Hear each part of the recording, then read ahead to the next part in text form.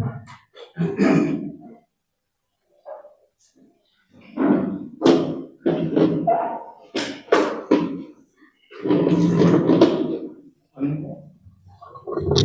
kemasamno andim jawnya nami Chami kemasamno andim jawnya nami Iskar hukuman surya sektor shenyawas kayum yatra nyote samsa tachidi जरूर से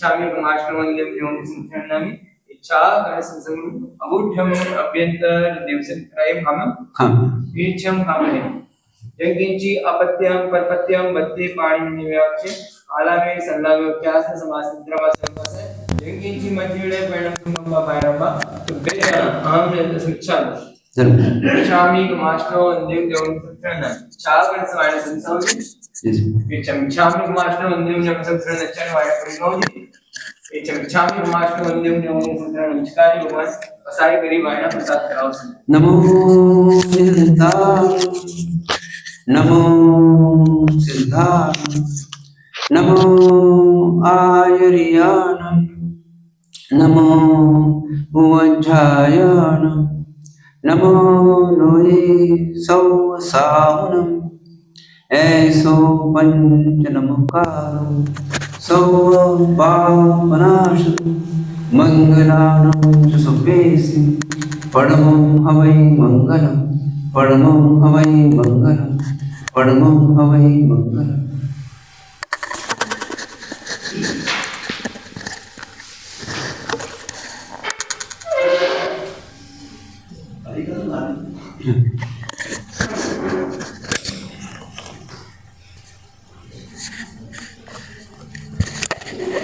mic में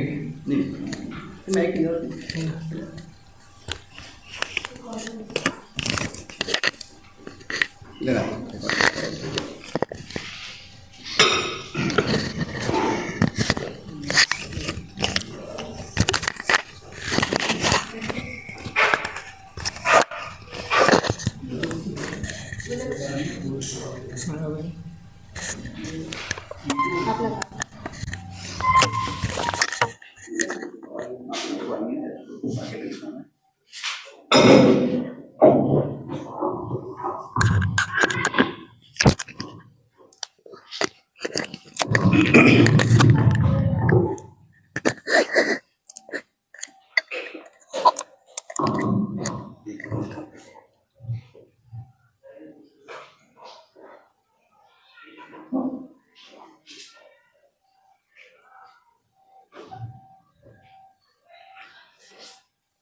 परम पूज्य उपाध्याय प्रवर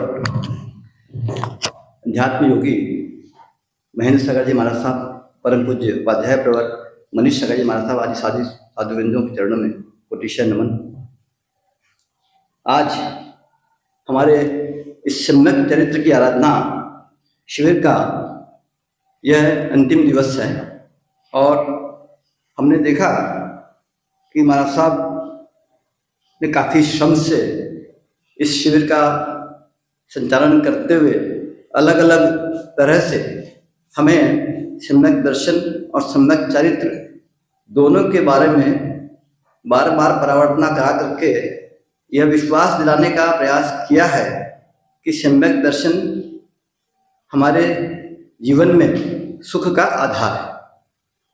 यह मोक्ष का द्वार है, लेकिन जिसको मोक्ष नहीं चाहिए तो पर भी वह जीवन में सुख का आधार है। इस बात को अलग अलग एंगल से, अलग अलग सूत्रों से, अलग अलग फार्मूलास दे करके हमें समझाएं।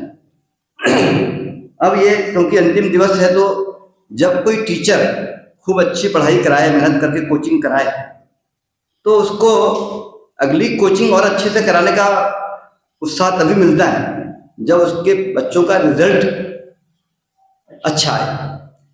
और रिजल्ट जानने की इच्छा बच्चे की तो होती है, बट टीचर की भी होती है, गुरु की भी होती है।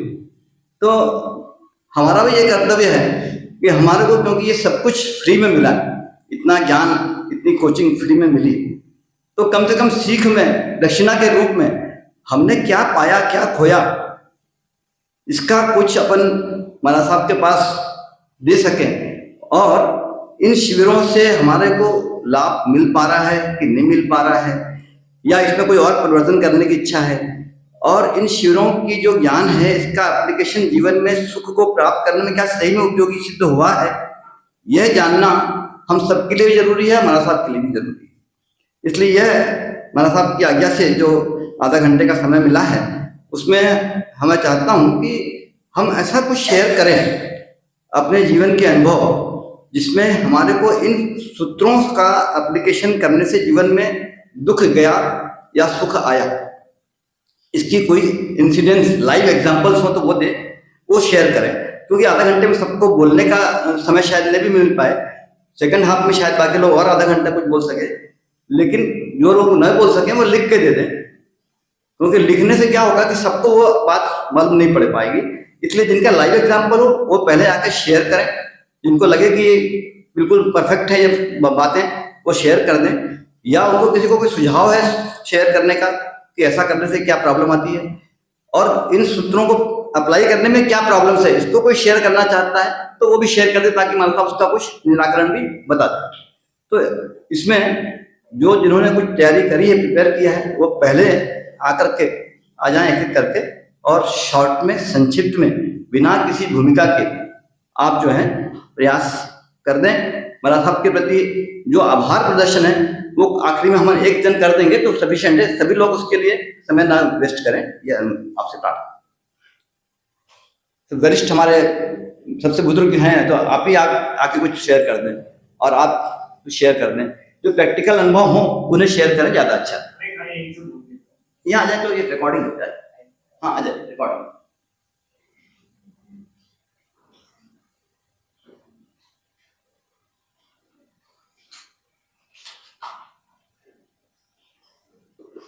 परम पूज्य महाराज साहब के चरणों में आज के दिन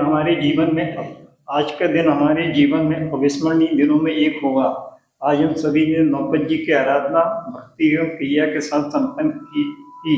साथ ही आप श्री के सानिध्य में आयोजित सम्यक चारित्र की आराधना का शिविर भी आज के दिन ही पूर्ण कर रहे हैं। हम आप मुनियों का बहुत बहुत आभार मानते हैं, साधुवाद करते हैं।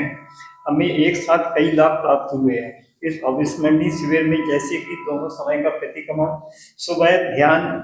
सुबह का ध्यान, स्वाध्याय एवं प्रवचन के साथ नौपत की आराधना का लाभ भी मिला। तब में आमिल व निधि का पूर्ण लाभ भी हमें प्राप्त हुआ है। दोपहर में प्रवचन का हमने पूरा लाभ लिया है। इस चारित्र साधना का शिविर समाप्ति नहीं हुई है, बल्कि हमारे भविष्य की आराधना की शुरुआत हुई है। अभी तक हम चातुर्मास काल में खास तौर पर 50 दिनों में व्याख्यान प्रवचन के माध्यम से जैन धर्म और उनके सिद्धांतों को समझते हैं। यदि शादियों का योग होता है तो इस शिविर में हमारे जीवन जीने का नजरिया अवश्य बदल जाएगा। शिविर के माध्यम से हमने अपने जीवन का दर्पण में दर्शन कर लिया है। मैं कौन हूँ, क्या कर रहा हूँ, स्व और पर का सही रूप समझकर जीवन जीने की नई राह दिखाई है। हमारी अनेक भ्रांतियों को इस शिविर के माध्यम से दूर की गई है। मंदिर तक भले आपके चरण पहुंचा दे, परंतु भगवान तक आपको आपका आचरण ही पहुंचाएगा। आत्मा और शरीर के संबंध का इससे अच्छा चित्र मैंने कभी देखा सुना नहीं। इस शिविर का उद्देश्य जीवन में नई दिशा दिखाना था। हमने जीवन जीने की कला को समझ लिया है और उसी राह में चलने का पूर्ण प्रयास करेंगे। समता और सहनशीलता तो जीवन में आना ही पड़ेगा। समता और सहनशीलता को तो जीवन में आना ही पड़ेगा, लाने का प्रयास की जरूरत ही नहीं है, क्योंकि शिविर ही ऐसा है। अपनी गलतियों और अशुभ कर्मों के लिए मात्र हम ही दोषी हैं, कोई अन्य नहीं है। यह बात सदा ध्यान रहेगी। देव, गुरु और धन्य की इतनी सुंदर व्याख्या से हमारी आचरण में अवश्य बदलाव आएगा। हम दुखी हैं और हमारा उद्देश्य सुखी रहना है। इस सूत्र के द्वारा अब हम बाकी जीवन में बिना पाप क्रियाओं के साथ सुख की यात्रा करेंगे। उन्हें एक बार महात्मा को धन्यवाद। और भूमिका को और कम कर दें, और अपने एक्सपीरियंस जो हैं जो करेंगे वो एक पार्ट है, जो किया है आपने उसको पहले शेयर करें। जो आपने अप्लाई किया हो अगर इस समय में ऐसा कोई व्यक्ति हो तो पहले हाथ उठा दे, उनको पहले जगह मिल जाए। आइए।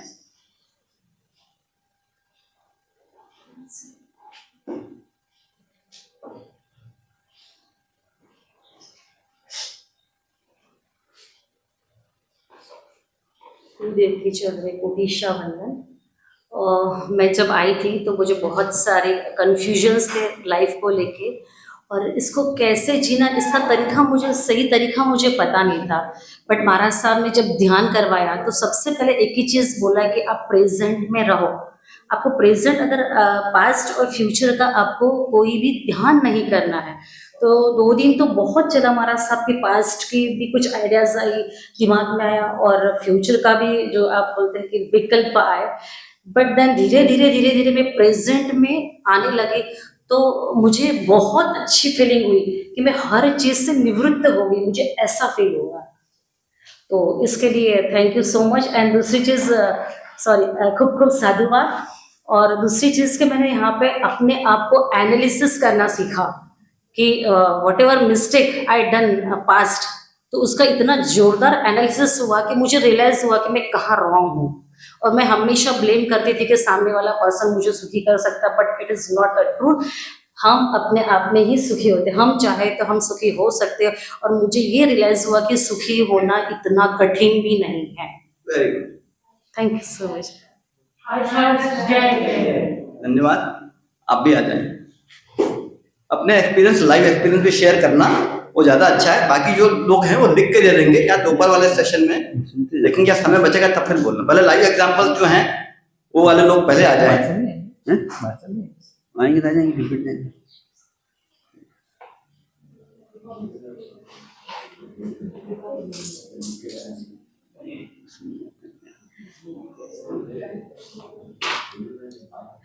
गुरुदेव श्री ने फरमाया कि शरीर, जो मानव शरीर है वो बहुत दुर्लभ है। तो एक समय, मतलब अभी सडनली की बात है कि ये हाथ उठाना चाहूँ तो उठ नहीं सके, गर्दन हिलाना चाहूँ तो हिल नहीं सके, और खाना खाना चाहूँ तो गट्टाए भी नहीं, और बैठूं तो ना बैठ सकूं ना सो सकूं। तब लगा कि मतलब अभी जब बताया तो एक एक चीज फील आ रही थी कि ये हाथ भी अगर यूं हिलाना है ना तो बहुत ज्यादा पुण्य चाहिए, ऐसे ही नहीं मिल पाता। तो वो चीज एकदम फीलिंग में आ रही थी कि बाप रे, कितने पुण्य से कितने पुण्य से कितने पुण्य से मिला है। हर समय सुनते थे पर वो फील नहीं आ रहा था। और दूसरी चीज की, जो गुरुदेव का सहयोग है वो उससे भी ज्यादा बहुत दुर्लभ है, क्योंकि ये परिस्थिति साल भर चलती रही और साल भर में ये करती रही कि मेरे को गुरुदेव का सहयोग मिले, सहयोग मिले, सहयोग मिले। पर ऐसी परिस्थिति में मतलब इतना कठिन हो गया था कि मैं मतलब आ ही नहीं पा रही थी। और उसके बाद एक दिन मतलब अचानक योग सहयोग से आना हुआ, तो गुरुदेव श्री ने फरमाया कि आप प्रसन्न रहो, कोई विकल्प मत करो। तो अब वो बस वो प्रसन्न रहो बोले, तो अब प्रसन्न कैसे रहूं? मैं आत्मा हूं, देखूं तो मेरे को तो और दर्द हो, पूरे शरीर में दर्द, ना तो हिल सकूं, ना डुल सकूं, ना सो सकूं, ना बैठ सकूं। तो फिर क्या किया मैंने, मैं बोली अब बोले हैं तो अब करना है। तो कपिल शर्मा शो देखने लगे कि भैया उसमें हंसूं। तब लगा इस शिविर में आई तो प्रसन्न वैसे नहीं रहना है, प्रसन्न कैसे रहना है, जैसे गुरुदेव श्री फरमा रहे वैसे रहना है। तो इसलिए ना हर थोड़े दिन में मतलब मेरे को ऐसी फील होती है कि मतलब 1 महीने 2 महीने में यहाँ आके 1 हफ्ता एडमिट होना जरूरी है, अगर सही अपने को चलना है तो। और एक बार जो गुरुदेव श्री ने फरमाया कि वर्तमान में रहना, तो मुझे क्या हुआ, अचानक से ना डांट पड़ी, गलती होते रहती मेरे से। तो फिर डांट पड़ी तो मैं एकदम रोने लग गई, मतलब बोली तो नहीं क्योंकि भाई नहीं बोलना है करके। तो अब वो आंसू रुके नहीं, फिर अचानक मेरे को क्लिक हुआ कि अभी कोई डांट रहेगा, नहीं डांट रहा है, वर्तमान में रहना है। अचानक ऐसा चमत्कार हुआ कि फिर वो आंसू रुक गए।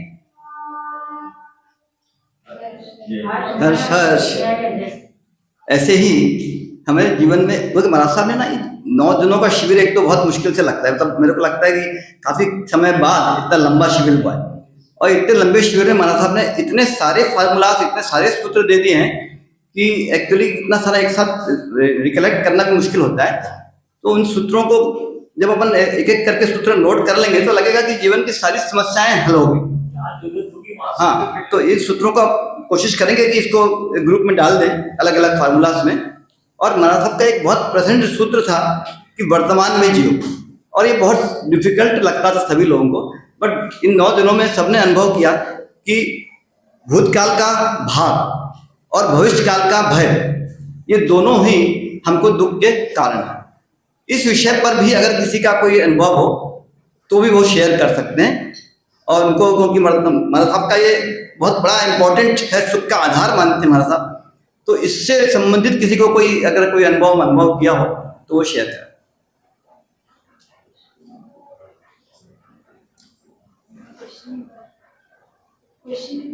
वर्तमान का में रहने से क्या लाभ है?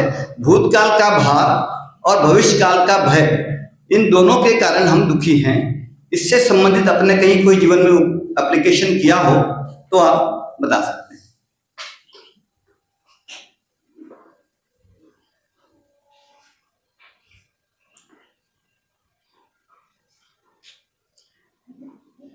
मैंने, आप बताना चाहते हैं?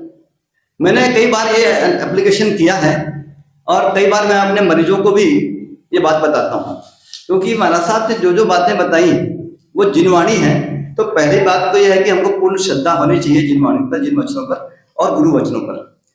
और ये सारे सूत्र जो हैं, ये सब जीवन के स्थिति समस्याएं हैं, उनके निराकरण के मुख्य औषधि।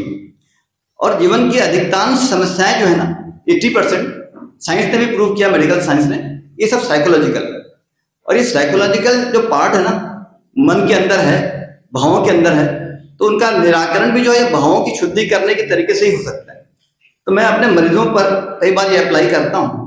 मरीज आते हैं, तकलीफ होती है, कई तरह से दवाइयाँ कई जगह के लेके आते हैं, और जब वो कहीं ठीक नहीं होते तो मेरे पास जब आते हैं, मैं साहब आपके पास आया हूँ, आपको बहुत आशा से आया हूँ, मैं समझ जाता हूँ इसको जरूर कुछ ना कुछ मानसिक ग्रंथियाँ हैं। ये तो डॉक्टर इलाज तो सब एक ही जैसा करते हैं। तो मैं उसको हिस्ट्री पूछता हूँ, और हिस्ट्री पूछते पूछते, घर की हिस्ट्री मतलब पूछते पूछते पता लग जाता है कि ये घर में परेशान है, दुखी। और जैसे उसको फिर मैं महाराज साहब के सूत्र अप्लाई करता हूँ, देखो भाई पति ऐसा था, सास ने ऐसा किया, ये सब तो क्या है कि होगा ही। और महाराज साहब ने जो सूत्र दिया है कि भाई सभी आत्माएं अलग अलग हैं, मैं उनको उनके शब्दों में बता देता हूँ कि सभी आत्माएं अलग अलग हैं, और वो सब जो है विचारों के लिए भी स्वतंत्र हैं, कार्यों के लिए भी स्वतंत्र हैं। और आप सबको बदल नहीं सकते अपने, और सबको आपको एक्सपेक्टेशन भी नहीं करना चाहिए कि वो सब आपकी इच्छा के अनुरूप कार्य करेंगे। इसलिए आप अपने आप को बदल लीजिए, परिस्थिति बदल नहीं सकेंगे, मन स्थिति बदल लीजिए। और इस सूत्र से मेरे कुछ ऐसे मरीज ठीक हो गए जिनके शादी में ऑलमोस्ट डाइवोर्स की स्थिति थी, और पत्नी अकेली आती थी दिखाने के लिए, पति बाहर ही खड़ा रहता था बहुत दूर तक। और थोड़े समय के बाद वो पति भी साथ में आने लगा, और दोनों के संबंधों में आपस मिठास आ गई, और दोनों को लगा कि हमने इतने डॉक्टरों के पास गए, हमारा वेस्टेज हो गया, आपने जो बताई बात उससे हमको समझ में आ गए। और सास का रिलेशन, बहू का रिलेशन, ये सारी समस्याएं जो है, इन सब का भी हल जो है हमारा साहब ने जो सूत्र बताए हैं उसी में है। और ऐसा सारा एग्जाम्पल हम प्रतिदिन देख सकते हैं और कर सकते हैं। आइए,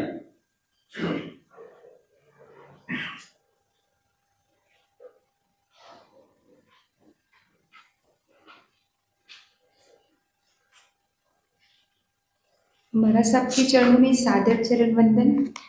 जैसे कि डॉक्टर साहब ने भी बताया, कई मरीज उनके पास आए और ठीक हुए हैं। मैं भी एक समय में उनकी पेशेंट रह चुकी हूँ, तो इसलिए मैं बोलूँगी कि मैं भी काफ़ी हद तक उनसे ये चीज़ मैंने भी पाया है, और उन्होंने मुझे काफ़ी ठीक किया है।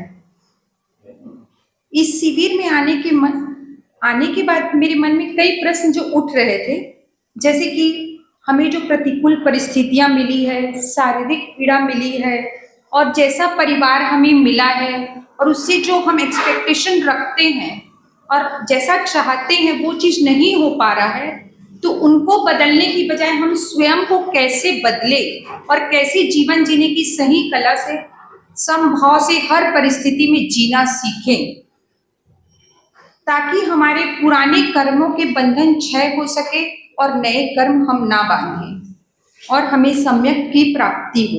इस प्रश्न का आंसर मुझे यहाँ पर मिला, इसलिए मैं दिल से बहुत कोटि कोटि वंदन करती हूँ आपके चरणों में।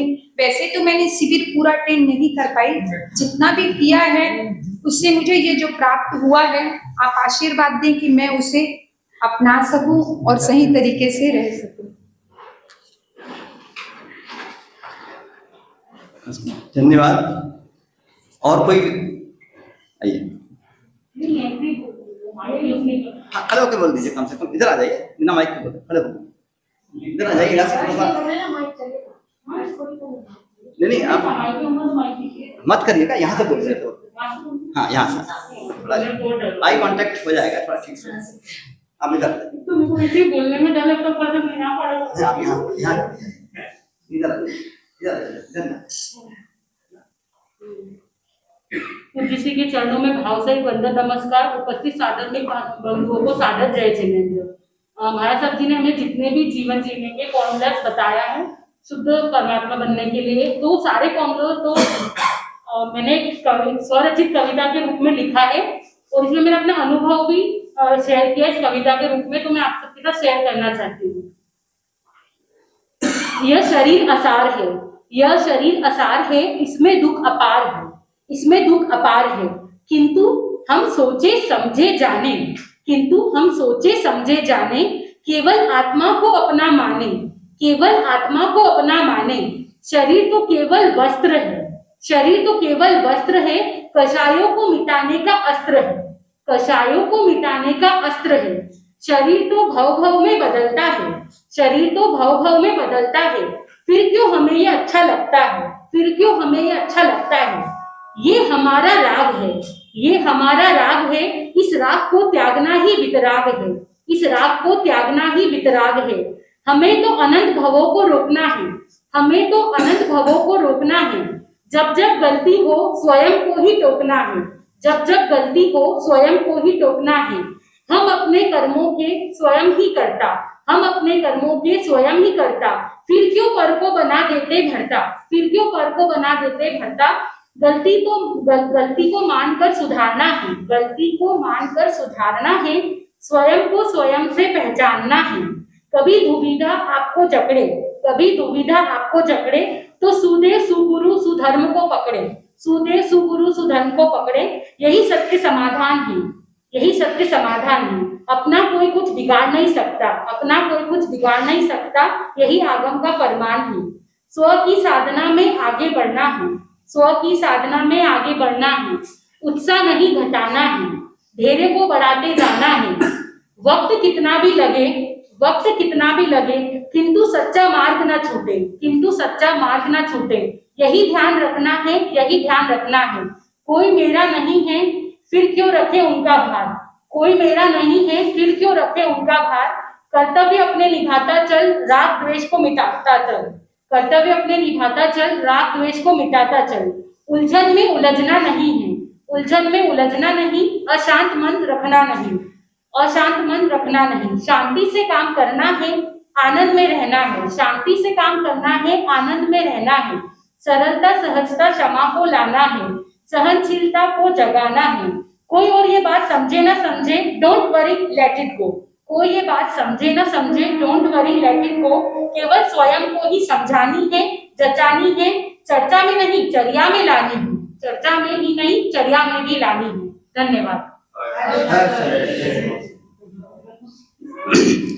बहुत कुछ जो सूत्र बताए हैं, असली में फार्मूलास इतने अधिक बता दिए हैं महाराज साहब ने 9 दिनों में, 8 दिनों में, कि उनको सबको एक साथ पिरोने में कविता शायद और लंबी हो जाती, इसलिए शायद पूरे नहीं, हाँ निबंध हो जाता।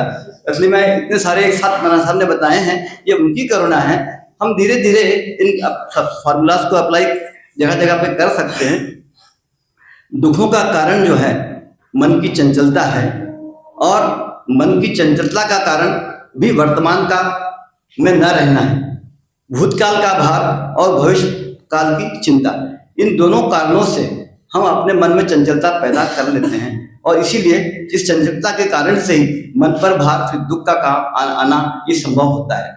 महाराज साहब ने जो ये फार्मूलास दिए हैं, इसके और भी किसी को जीवन में एप्लीकेशन किए हों और लाभ मिला, वो पहले और किसी को आना हो तो आके शेयर कर सकते हैं, या कोई सुझाव कोई देना चाहता हो इस शिविर के बारे में, इसको कुछ इसमें मॉडिफिकेशन की जरूरत है, या आपको सही में सही पूरा लाभकारी है, कोई ध्यान की प्रक्रिया में कोई सुधार चाहते हैं, जो आपको ऐसा लगता हो तो आप शेयर करें।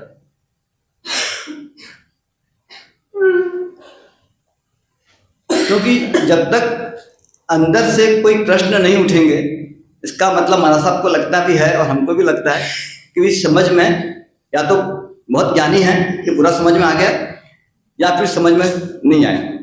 पूरे ज्ञानियों को तो कोई प्रश्न उठते नहीं, हालांकि गौतम स्वामी जैसों को भी कई प्रश्न उठे, 36,000 प्रश्न पूछ लिए, और हमको अगर प्रश्न नहीं उठ रहे हैं तो हो सकता है कि हम गौतम स्वामी से भी ज्यादा ज्ञानी हुए, है ना, या फिर हमको समझ आने में कुछ कमी हो गई, या हम अप्लाई करके देख नहीं पा रहे हैं। तो कोशिश करना है कि हम ऐसा कुछ उदाहरण पेश करें जिसमें कि बताने वालों को, गुरुजनों को भी लगे कि उनकी मेहनत का कोई असर हमारे जीवन में दिख रहा है। हमको यह प्रूव करना जरूरी है कि हमारे सुख में अभिव्यक्ति हुई। मैं एक छोटा सा एग्जांपल बता देता हूँ, कोई नहीं है तो।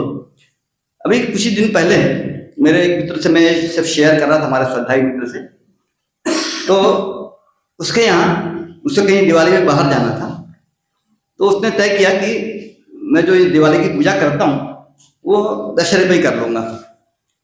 उसने अपनी पत्नी से भी बोल दिया कि अपन दशहरे में पूजन करेंगे। तो संडे का दिन था दशहरे का, दुर्ग में महापूजन भी था, तो पत्नी को महापूजन में भाग लेना था, तो उसका सारा ध्यान जो है महापूजन की ड्रेस, उसका श्रृंगार और सब उसी तरफ लगा हुआ था। उसको बाहर भी जाना था, तो बाहर जाने की भी तैयारी में लगी हुई थी। और पति ने जो भी कहा कि कल मेरे को ये पूजा करनी है, घर पे भी करनी है, दुकान पे भी करनी है, थोड़ा सा तैयारी वारी करना है, बट वो कुछ ध्यान नहीं दे पाई, कुछ तैयारी भी नहीं करा पाई। नॉर्मली ऐसा होता था तो उन लोगों में काफी मंथन, विचार विमर्श का मंथन, तू मैं झंझट, ये सब खिटखिट होती रहती थी। और उसको जब मैंने बताया था तो मुझे आके बताता है कि साहब वो मैंने देखा कि सुबह जो है रात तक तो उसने कोई तैयारी नहीं करी, नहीं मुझसे इस बारे में कोई चर्चा करी भी क्या तैयारी करना कल पूजा के बारे में। कुछ तैयारी तो घर से करनी पड़ती, चावल है, अक्षत है, घी है, ये तो घरवाली को देना रहता है, अपन ऐसा एक्सपेक्ट करते हैं। तो पति अपना बाहर का सामग्री और ये सब ले आया, और घर से जो एक्सपेक्ट कर रहा था कि वो करके रख देगी, तो निश्चिंत था। सुबह उठा तो देखा तो पत्नी रात तक बहुत देर तक तैयारी में लगी थी, तो उठी भी लेट। उठने के बाद अपने किचन में चली गई। उसको लगा कि सुबह का मुहूर्त है और 12 बजे मेरे को महापूजन में भी जाना है, घर की पूजा करना है, मंदिर की पूजा करना है, दुकान की पूजा करना है, तो क्या करूं। और जैसे ही अप्लाई किया फार्मूला कि भैया देखो दूसरों को नहीं बदल सकते अपन, और जिसको जैसा जीना वैसा जिए, अपन क्यों व्यवधान करें। अपने आस में काफी शक्ति है आत्मा में, अपन इसको थोड़ा और स्ट्रांग करके काम करें। उसने अपना मन शांत किया और पूरी तरह से भिड़ गया, और जो जो काम पत्नी से एक्सपेक्टेड थे कहा, वो सोचा कि ये सब काम तो मैं भी कर सकता हूँ। कुछ बर्तन मांजने थे, कलश मांजना था, धोना था, निकालना था, सब खुद फटाफट किया। पाटा वाटा लाया, चावल निकाला, घी निकाला, सब किया कराया, अपना रेडी कर दिया। और उसके बाद पत्नी उठी तो वही उसने कहा नाश्ता वास्ता कर लो। बोला नहीं मेरा तो आज व्रत है, नवरात्रि का व्रत करते थे, व्रत है करके व्रत नहीं, नाश्ता वास्ता नहीं किया, पूरी तैयारी पे काम किया। समय पर उसने वहाँ की घर की पूजा चालू कर दी।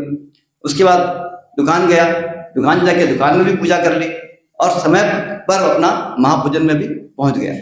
उसको इतनी खुशी हुई, आके बताता है यार मेरे कोई चिंता भी नहीं, मैं तो खुश था ही खुश था, पत्नी भी बहुत खुश थी। बोले पूजन में आके बैठ गई, फिर उसको कुछ काम वाम नहीं करना पड़ा, और वो कोई हम लोग की आपस में तकरार नहीं हुई, इसलिए बहुत खुश थी। अब ये सवाल आता है कि क्या पत्नी इससे सुधर जाएगी। कई लोग बोलते हैं कि हम ऐसा रहेंगे तो क्या वो सुधर जाएगी। उसको सुधारना हमारा लक्ष्य है क्या? उसको सुधारना हमारा लक्ष्य है ही नहीं, क्योंकि सुखी तो हमको रहना है ना। तो सुखी हमको रहना है, तो वो सुधरे या ना सुधरे। लेकिन प्रैक्टिकल एक्सपीरियंस ये है कि अगर आप सुधरेंगे तो जग सुधरेगा ही। आप सुधरते जाएं लगातार, कई एग्जाम्पल देंगे, तब जाके थोड़ा बहुत प्रभाव लोगों पर पड़ता है। इसलिए घर में भी सुख शांति के लिए सारे फार्मूला मोक्ष प्राप्ति के लिए हैं या नहीं है, वो तो बात की बात है ही है, मतलब मना सब ने कहा है। और लेकिन घर में और इस जीवन में वर्तमान में सुख शांति के लिए ये सारे फार्मूलाज प्रैक्टिकल हैं, उपयोगी है। इसलिए सब फार्मूलाज को अप्लाई करना चाहिए। सम्यक दर्शन मतलब ही है पूर्ण श्रद्धा, सच्ची श्रद्धा, वस्तु की सच्ची पहचान, तत्व की सच्ची पहचान। ये सब सुन करके हमारे ज्ञान का क्षयक्षम जरूर बढ़ गया, लेकिन जब तक ये ज्ञान के क्षयक्षम के बाद मोह का क्षयक्षम नहीं बढ़ेगा, मोहनी का क्षयक्षम नहीं बढ़ेगा, तब तक हमें सुख शांति तो नहीं मिलेगी। इसलिए प्रयास ये करना है, चरित्र की साधना है तो मोहिनी का छायाक्षम बढ़ाना है। मोहिनी का भी छायाक्षम बढ़ेगा तो हमारा मोह टूटेगा, तो हमारे दुख कम होंगे, सुख बढ़ेगा। और इस श्रद्धा का जो तत्व की श्रद्धा का उपयोग है उसको प्रैक्टिकल में करने के लिए जो बड़ी बड़ी बातें हैं, तत्व की श्रद्धा ये जड़ है, चेतन है, ये भाव शायद हमको हर बार नहीं भी आते, लेकिन ये बात पक्की है कि अगर मालूम पड़ जाए कि तत्व का स्वभाव क्या है, तो अगर नमक खारा है तो उसका स्वभाव है खारास। अब अगर हलवा बनाना है और शक्कर का डब्बा नहीं मिल रहा है, तो अगर आपने नमक का सब डब्बा में नमक शक्कर डाल दी तो उसमें मिठास की आप एक्सपेक्टेशन करेंगे क्या? तो मिठास की एक्सपेक्टेशन नहीं करेंगे। तो तत्व का स्वभाव जान लेंगे तो जैसे हमारे साहब ने कहा कि जैसा स्वभाव वैसे ही एक्सपेक्टेशन करो और वैसे ही एक्सेप्ट करें। तो जैसा स्वभाव है अपने साथ के रहने वालों का, उसके अनुसार ही आप व्यवहार करिए। अपना परोटना, जैसे बोलते हैं सास को बहू को परोटना पड़ता है, तो हमको भी अपने साथ वालों को परोटना पड़ता है। उनका स्वभाव जाने और आत्मा उनकी किस स्थिति में है, किस पर्याय में है। विभाव पर्याय ज्यादा चल रहा है, क्रोध की पर्याय चल रही है, तो उनको जाने इनकी क्रोध की पर्याय है, तो ये क्रोध की पर्याय है, तो उस समय आप शांत रहिए। मेरा एक कंपाउंडर जो वर्तमान में है वो थोड़ा सा उसका सरका हुआ है और अचानक से कुछ उसको काम ज्यादा जल्दी बोल दें तो वो बहुत जोर से चिल्लाता है, गुस्सा कर देता है और हाथ भी उठा लेता है। मतलब पेशेंट के सामने मेरे ऊपर हाथ उठा लिया मुझे मारने के लिए, और फिर भी मैंने उसको निकाला नहीं। जैसे अप्लाई किया, भाई इसकी पर्याय अभी अच्छी है, मैं समझाया उसको। मेरे पेशेंट बोलते हैं आकर के नेक्स्ट टाइम, यार तुम्हारा कंपाउंडर अभी तक वही है, तुमने बदला क्यों नहीं इसको? मैंने कहा मैंने कंपाउंडर नहीं बदलता, व्यक्ति बदलने से क्या होगा, मैं स्वभाव बदलने की कोशिश कर रहा हूँ और धीरे धीरे इसका स्वभाव बदल रहा है। इस तरह से स्वभाव सबका बदलता है, वो भी बदल रहा है। और आज भी मेरे पास वही कंपाउंडर है और धीरे धीरे वो शांत भी होते जा रहा है, उसकी दवाइयाँ भी छूटती जा रही है। ऐसे कई एप्लीकेशन मिलते हैं। समय अपने पास आधा घंटे का था, इसलिए पूरा हो गया। इच्छा में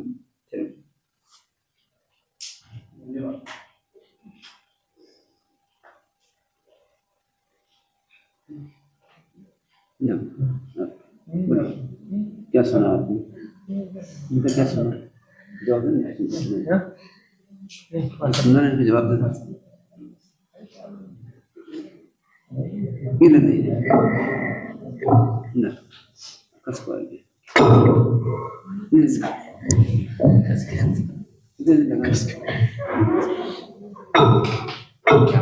तूफान में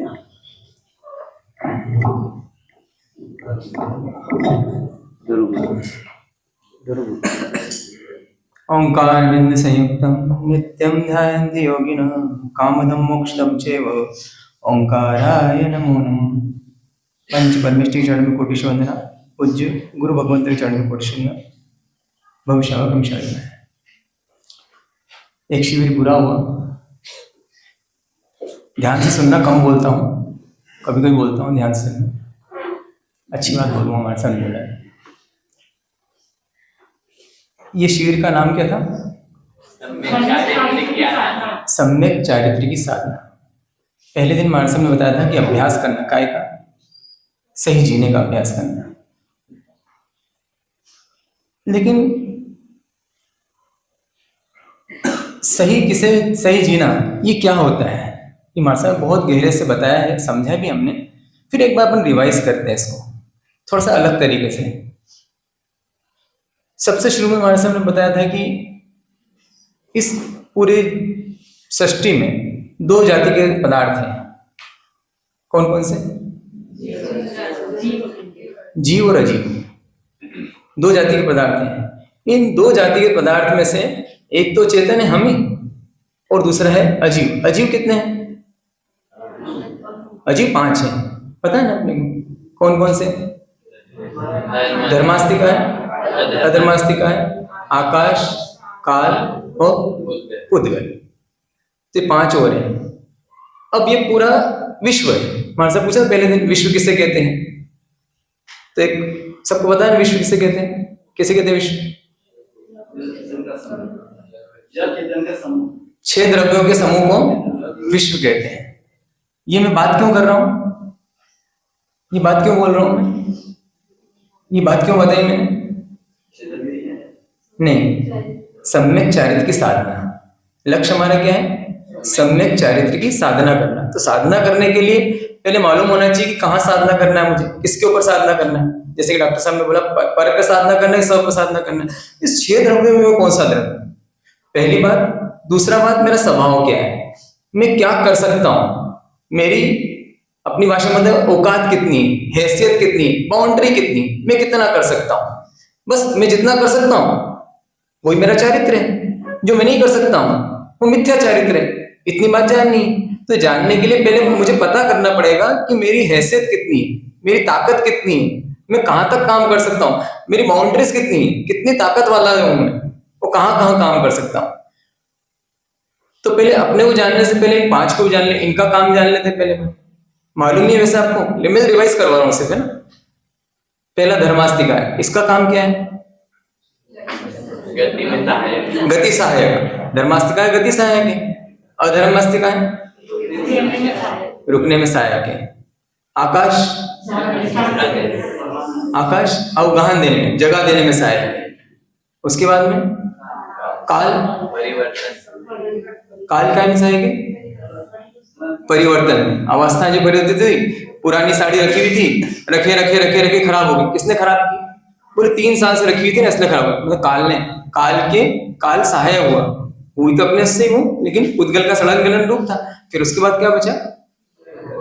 पुद्गल बचा। पुद्गल मतलब क्या है? रूप रस गंध जिसमें है वो जड़, ये 5 चीजों में ये क्या करता है? रूप रस गंध में क्या है? ये जानता है, बोलता है, देखता है, नहीं जड़। अच्छा, अब आखिरी कौन बचा? चेतन। चेतन कौन? नहीं, इसका लक्षण क्या है? नमक मतलब क्या है जैसे बताया ना, नाम नमक मतलब खारा। तो ये जानता है वो कौन है? जी। ये 6 चीज हो गई। तो सबकी लिमिट्स बराबर है, 6 लोगों की अपनी अपनी हैसियत है। ये क्या कर सकता है? धर्मास्तिकाय है, वो गति में सहायक है कि रुकने में सहायक है? वो गति में अपने ही काम कर सकता है, दूसरे काम कर सकता है क्या? तो ये उसका सम्यक चारित्र है। किसका सम्यक चारित्र? अब मैं पूछूं इसका सम्यक चारित्र क्या? किसका? धर्मास्तिका का सम्यक चारित्र क्या? गति में सहायक। और मिथ्या चारित्र क्या? गति को रोकना। कभी कर सकता है क्या? मिथ्या चारित्र कर सकता है क्या? मिथ्या चारित्र कर ही नहीं सकता है। अधर्मास्तिका का सम्यक चारित्र क्या? रोकना। क्या वो गति में सहायक कर सकता है? कर ही नहीं सकता है। तो इनका सम्यक चारित्र ये हुआ। अपन इसको देखते हैं। अब जीव का सम्यक चारित्र क्या? जानना। उसके अलावा कुछ कर सकता है? बहुत कुछ कर सकता है, बहुत कुछ कर सकता है। बस अब यहाँ से अपन शुरू करते हैं, अपनी कहानी यहाँ से शुरू होती है। यहाँ से शुरू होगी ना तो समझ में आया, क्योंकि ये 8 दिन में आया तो अपनी कविता फिर क्या है कि कवियों के लिए रह जाएगी, बस अपने लिए नहीं उपयोगी नहीं हो पाएगी। अपने लिए उपयोगी कब होगी? जब हम मानेंगे मेरी हैसियत कितनी है। मैं पूछूं कविता किसने लिखी, खुश हुआ कि नहीं? इतनी बढ़िया कविता लिखी, सबने मजा आ गया, आया इतनी बढ़िया लिखी, कितनी व्यवस्थित लिखी, इनका टैलेंट मालूम पड़ा सबको, कितना मतलब कितने अच्छे से इन्होंने एक एक पिरो दिया, मतलब उसको मोतियों को, बहुत सुंदर लिखी। किसने लिखी? किसने लिखी? हाँ, ज्ञान ने लिखी। ज्ञान, और जो धारण करता है वो कौन है? ज्ञानी। तो किसने लिखी? ज्ञानवान व्यक्ति ने लिखी, उसने लिखी ना, तो इन्होंने लिखी। तो अनुमोदना किसकी होगी? इनकी अनुमोदना करेंगे, अनुमोदना।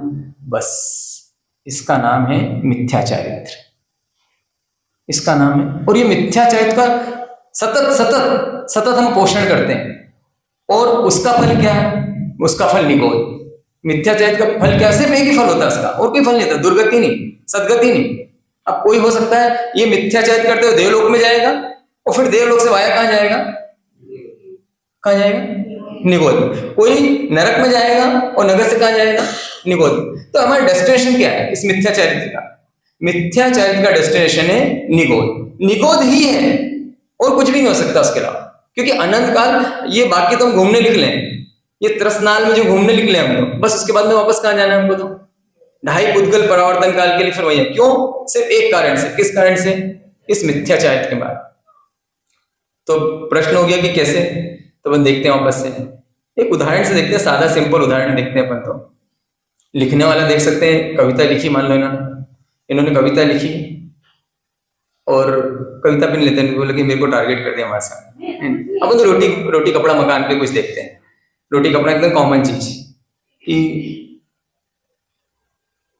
एक भाई बहन, आज भाई संडे है तो वो बोलता है कि आज कुछ रोटी वोटी मत बनाना आज। तो बोले क्या पसंद है हमारे साथ? साउथ इंडियन बना है। तो साउथ इंडियन क्या बनाए? तो बोले डोसा बना दो। तो डोसा बनाया बहन ने, और आज व्यवस्थित डोसा बनाया।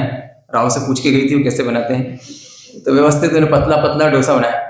उसको पता नहीं था कि वहाँ पे राव से सीख के जहाँ मिल करके सीखे। तो बोले भैया राव भी कैसे बनाते हैं आप? तो उसने पूरे टेक्निक बता दी। जिससे उसे राव ने बताया, हमने टेक्निक, उस टेक्निक से हमने क्या बनाया? डोसा। वो जैसे डोसा बनाया उसकी थाली में आया, तूने बनाया?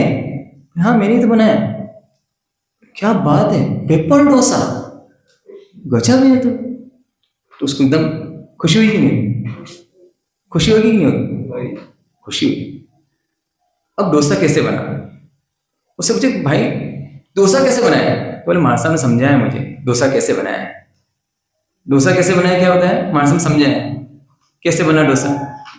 तो बोले भाई ये जितनी भी चीजें थी, क्या चीजें थी डोसे में? क्या उड़द और चावल का मिक्सिंग, वो क्या था? पुदगल। उसके बाद उसमें क्या डाला? पानी, वो क्या था? पुदगल। उसको मिक्सी में डाला, वो क्या थी? मिक्सी। तो उसको चलाया, वो क्या था? पुदगल। उससे क्या बना? घोल, ये क्या था? उसके बाद में गैस क्या था? उस पर तवा क्या था?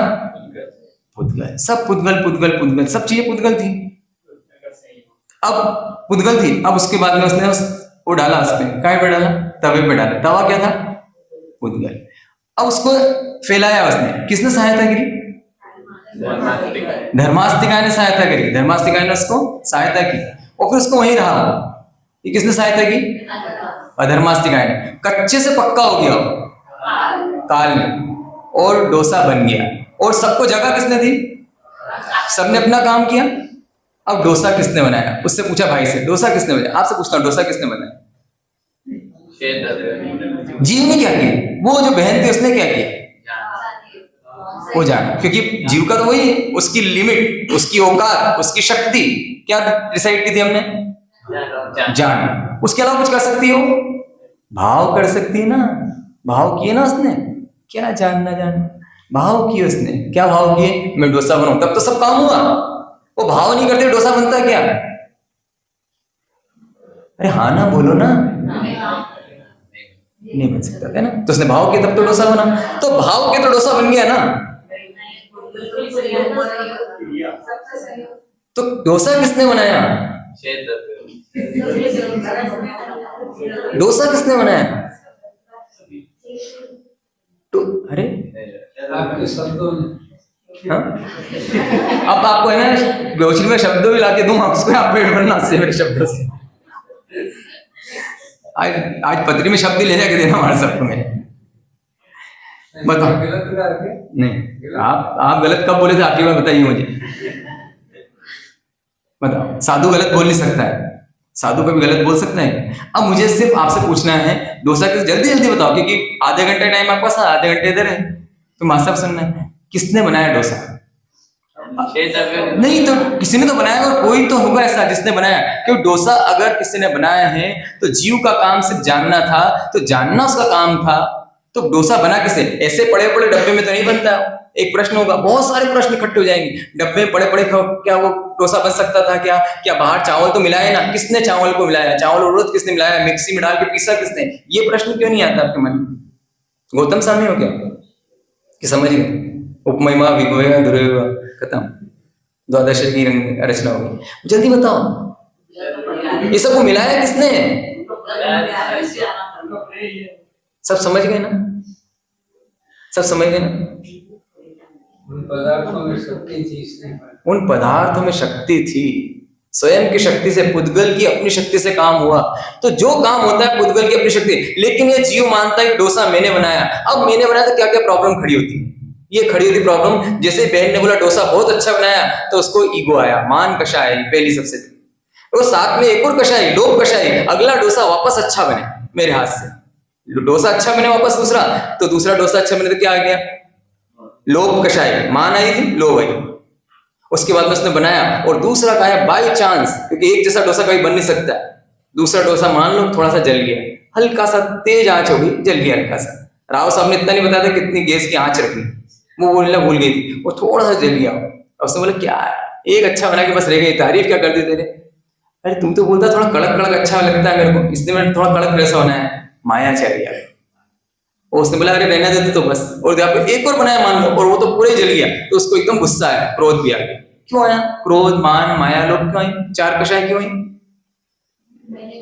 चार कषाय क्यों आई? मैंने माना। तो कषाय को खत्म करने के लिए क्या करना, क्रोध को खत्म करने के लिए कहाँ कर्म सिद्धांत लगाने की जरूरत है?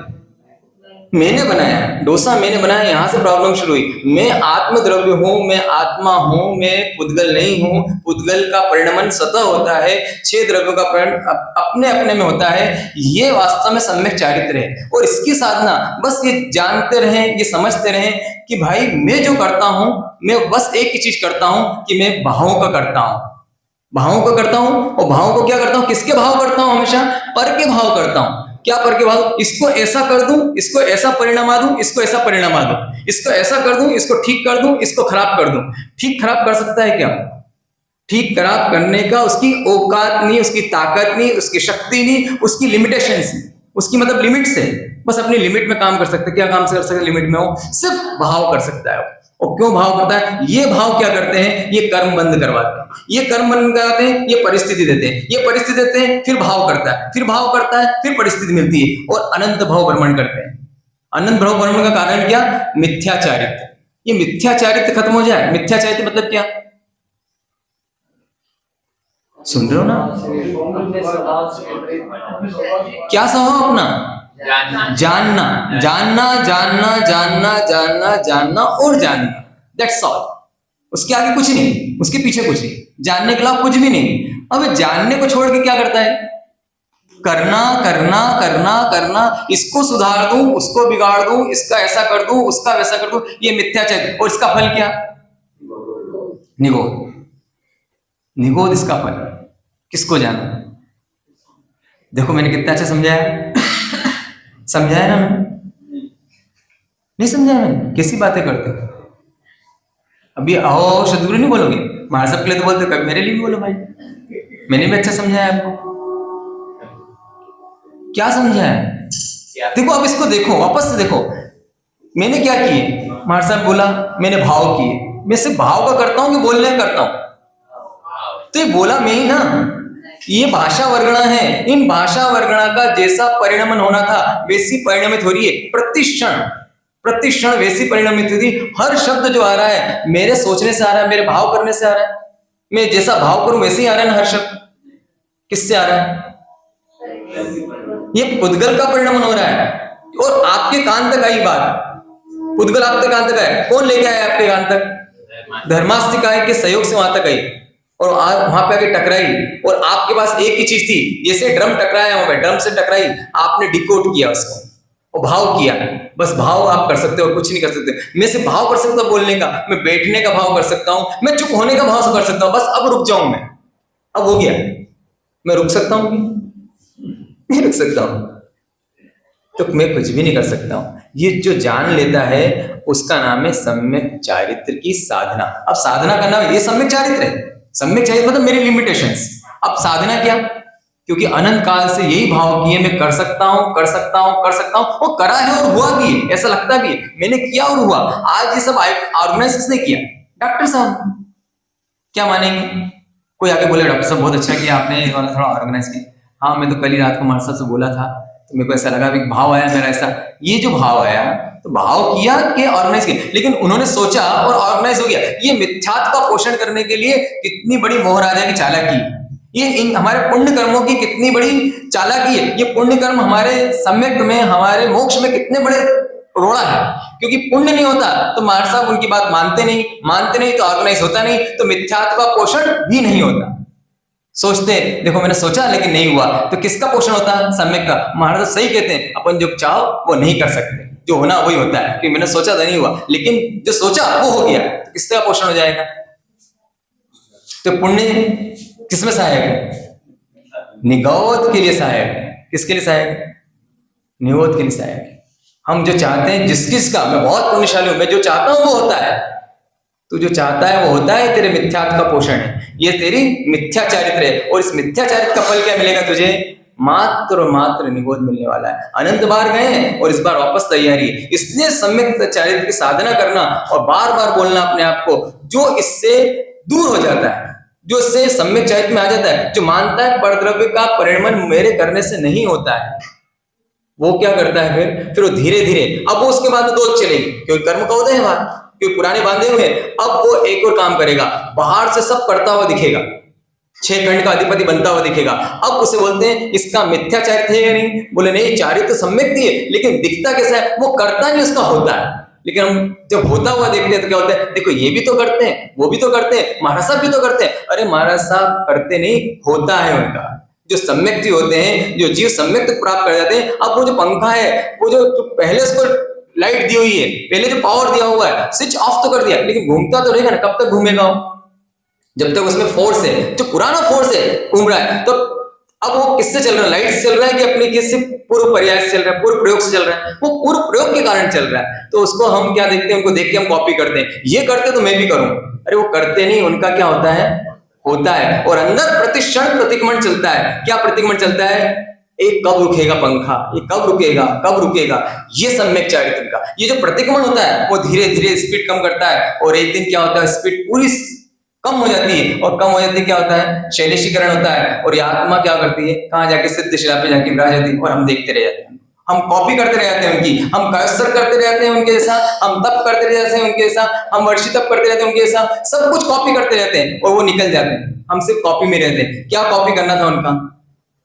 वो दिखता नहीं कि वो सिर्फ जान रहे थे। वो वर्षी तप के करता नहीं थे, वो आइम्बिल के करता नहीं थे, वो तो क्या थे? उसके सिर्फ ज्ञाता थे। जो वो ज्ञाता चीज जब समझ में आती है, तब समझ में क्या आता है? सम्यक चारित्र। कितना समझ में आया आपको मुझे पता नहीं, मैंने तो बहुत अच्छा समझाया आप, फिर आप देख लो आपको समझ में आया कि नहीं आपको। जिन आज्ञा के विरुद्ध कुछ बोला हो तुम इच्छा में करो।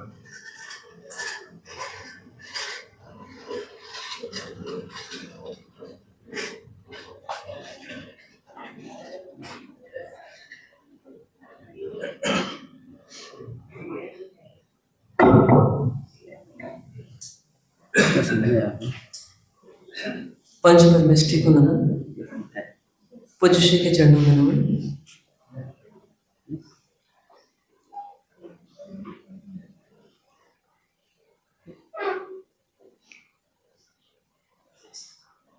आज पहला दिन है अपना शिविर का, क्या आखिरी दिन है? सुनने वाले का लग रहा पहला दिन ही है। हाँ? सुनने वाले का लग रहा पहला दिन। पहला दिन ही है। तो आपके लिए खुशखबरी है कि कल से एक नया शिविर शुरू हो रहा है।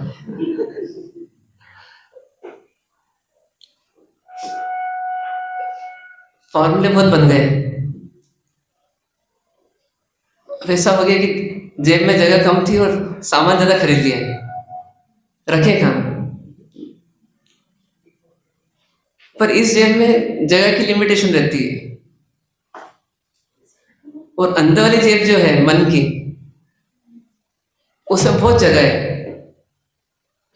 लेकिन उसमें कचरा बहुत भर लिया है मैंने। तो अब फॉर्मूले रखना है तो क्या करना पड़ेगा? कचरों को निकालना ही पड़ेगा। किससे निकालेंगे? किससे निकालेंगे? तो फॉर्मूलों से निकालना पड़ेगा।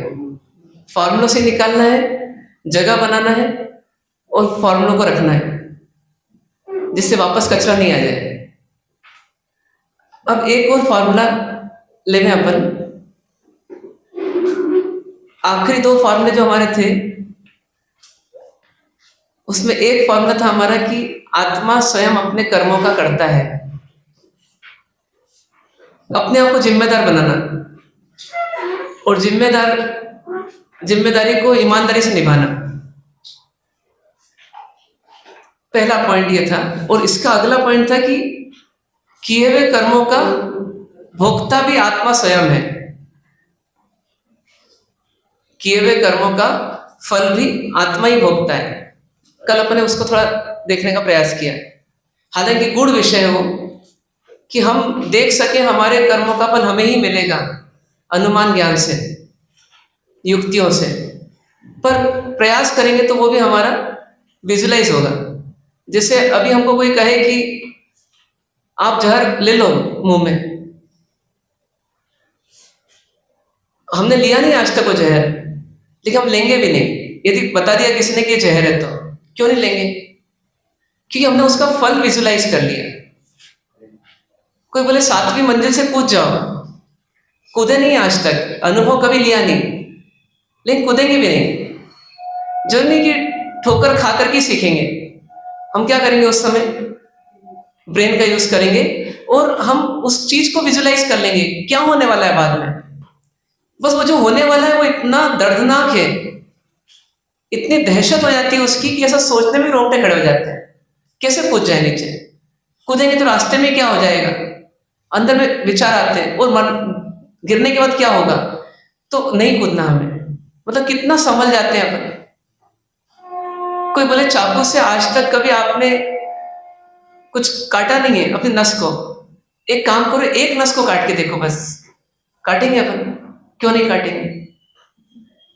तो इसका मतलब विजुअलाइजेशन हमारा अच्छा है। तो ये जो पॉइंट है ना, ये वाला, इसमें हम अपने फल को विजुअलाइज कर ले। मानव भाव में इतराए नहीं, पर मानव भाव का जो हम कारनामा करेंगे, मानव भाव में जो भी कारनामे करेंगे, उसका फल क्या आएगा उसको विजुअलाइज कर लें और उसके आधार वर्तमान को सुधार लें। भविष्य को देख करके वर्तमान सुधार लेना, ये समझदारी है। और वर्तमान को देख करके भविष्य को बिगाड़ लेना, वर्तमान में उलझ करके भविष्य को बिगाड़ लेना, ये ना समझिए। समझदार और ना समझ में इतनी अंतर है। समझदार व्यक्ति विजनरी व्यक्ति होता है। विजनरी किसे बोलते हैं? जो उसके फल को देख लेता है, जो भविष्य को देख लेता है। मैं आज 1 सिगरेट पीऊंगा, 10 साल बाद क्या पोजीशन होगी? कुछ लोग बोलते हैं 1 सिगरेट पीता रहूंगा, 1 सिगरेट रोज पीऊंगा तो 1 सिगरेट ही रहेगा। ऐसा नहीं है। वो व्यक्ति बोल रहा है 10 साल बाद मैं सिगरेट पीने लायक नहीं रहूंगा, फेफड़े खत्म हो चुके रहेंगे, इतना चेन स्मोकर बन चुका हूंगा पहले। तो ये चीज कौन देख पाता है? विजनरी होता है। पर विजनरी बनने के लिए क्या चाहिए? हमको लगता है कि इमेजिनेशन पावर चाहिए, आईक्यू लेवल अच्छा चाहिए। ये बात की बात है। सबसे पहले मोह कम करना पड़ेगा, तभी हम सच्चाई को देख सकते हैं। मोह को देखेंगे तो फिर मोह में इतनी कल्पनाएं आती कि हम सच्चाई को नहीं देख सकते।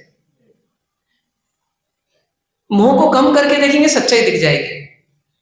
ये मैं आत्मा हूं, शरीर नहीं। मैं अजर अमर अविनाशी आत्मा हूं। मेरे किए हुए कर्मों का फल मुझे ही भोगना पड़ेगा और किसी को नहीं भोगना पड़ेगा, और पक्का भोगना ही पड़ेगा।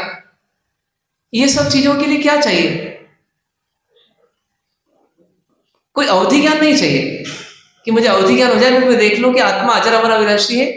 तो ये तो देवताओं को होता ही है अवधि ज्ञान, पर मिथ्यात्व होते हैं अधिकांश देवता, तो उनको नहीं दिख रहा है। क्यों नहीं दिख पा रहा अवधि ज्ञान से कि पिछला भाव क्या था, अगला भाव क्या था? दिख रहा है, लेकिन जो रस आना चाहिए, जो तत्व समझ में आना चाहिए, वो तत्व समझ में नहीं आ रहा उनको। यदि आपको कभी अवधि ज्ञान हो जाए और आपको अपना पिछला भाव दिख जाए, और आपको ये भी दिख जाए कि मैंने पिछले भाव में क्या अच्छाई की थी, इसके कारण मैं ये बना हूं, और मैं क्या गलती कर रहा हूं, इससे मैं आगे बिगड़ूंगा, मेरा भाव बिगड़ जाएगा अगला, ये सब अवधि ज्ञान दिख रहा है, तो आप क्या करोगे? बुरे कर्म करेंगे कि नहीं करेंगे? तो फिर वो सब देवता वापस देवलोक में क्यों नहीं आते? कहते हैं देवता मर करके देव नहीं बन सकते, या तो मनुष्य बनते हैं बहुत कम, और अधिकांश एक केंद्रीय बनते हैं। वो सिर्फ 3 जगह जाते हैं, एक तो हरी वनस्पति में, एक जल में, और एक पृथ्वी काय में, रत्न वगैरह बन जाते हैं। ऐसा क्यों? मतलब उनको जबरदस्त आ सकती है, तो उनको दिख नहीं रहा है क्या कि ऐसा कर रहे हैं जो उनका फल ये हो रहा है, लेकिन वो रोक नहीं पा रहे अपने आप को, उनको दिख रहा है स्पष्ट। तो आईक्यू जरूरी नहीं है अपना भाव सुधारने के लिए। आईक्यू तो एक लिमिटेड वे में जरूरी है, एक लिमिट तक, लेकिन उससे अधिक क्या जरूरी है? मोह को कम करके ही हमें सच्चाई दिख सकती है। मोह को मंद करे बगैर सच्चाई नहीं दिख सकती। श्रीमद् राजचंद्र जी ने एक जगह कहा है ना कि भाष्यो देहाध्यास थी आत्मा देह समान, पणते बनने भिन्न छे प्रकट लक्षणे भान। मतलब क्या हुआ कि देह से एकत्व होने के कारण से, मतलब मैं देह हूं ऐसा भाव होने के कारण से इस आत्मा को ऐसा लगता है, ऐसा प्रतीत होता है कि मैं शरीर हूं। पर वो क्या बोल रहे हैं, पढ़ते बनने भिन्न छे प्रकट लक्षणे भान। वो बोलते हैं कि ये दोनों तो भिन्न ही है। उसको एक लग रहा है अज्ञानी को कि आत्मा और देह तो एक ही है, मतलब मैं ही शरीर हूं। नहीं, बोलते पढ़ते बनने भिन्न छे, ये दोनों भिन्न भिन्न है बिल्कुल। आगे एक जगह बोला जेम असी ने म्यान, मतलब क्या कि जेम असी ने म्यान, मतलब जैसे तलवार और म्यान अलग अलग होती है, ऐसी शरीर और आत्मा अलग होते हैं। स्पष्ट दिख रहा है उनको, अपने को नहीं दिखता। क्यों नहीं दिखता? क्योंकि कठिन है विषय, है ना। विषय कठिन, विषय कठिन नहीं है बिल्कुल। कईयों को अंतर्मूर्त में दिखा और अंतर्मूर्त में केवल ज्ञान हो गया। वो चिलाती पुत्र था ना, वो मार करके आया था सुषमा को, और वो भी पंचमी का वध, और वो भी प्रेम करके उससे द्वेष किया कि तू मुझे नहीं मिल रही ना, अब तू किसी को नहीं मिलेगी।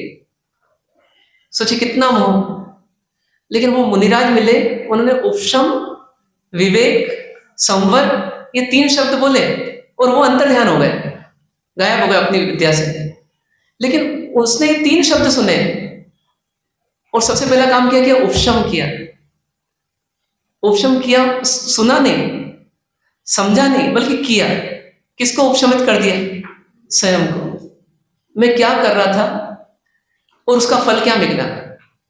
मैंने प्रेम किया, मैंने द्वेष किया, मैंने हिंसा की, इन सब का फल क्यूमुलेटिव इफेक्ट क्या आया कि मेरे जीवन में मैंने दुख, संताप, स्ट्रेस, तनाव इतना बढ़ा लिया कि जिसके कारण से आज जो नहीं करनी थी क्रिया वो कर दी मैंने।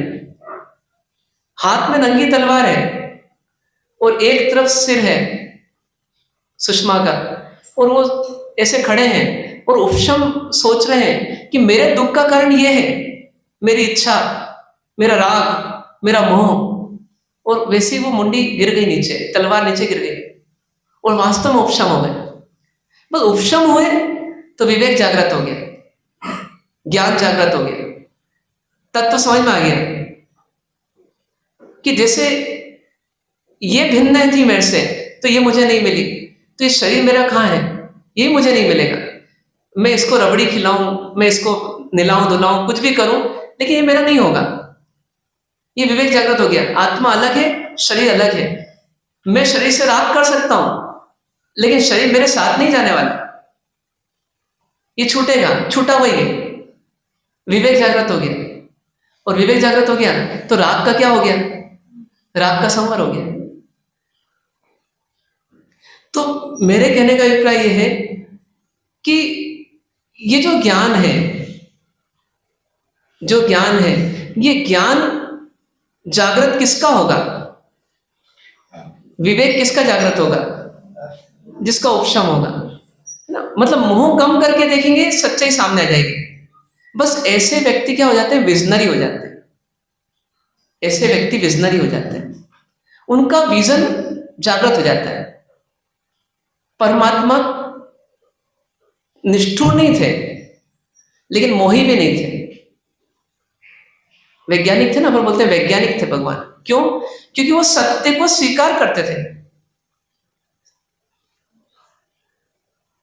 तो यदि हमें भी जीवन जीना है ना, तो हमें मोह को कम करके जिंदगी को देखना पड़ेगा। फिर जिंदगी में खुशियां अपने आप आ जाएगी हमारे, क्योंकि हमारे दुख का कारण ही हमारा मोह है। जैसे मार्शल ने बताया अभी कि जो मोह रहता है वही हमारे दुख का कारण है।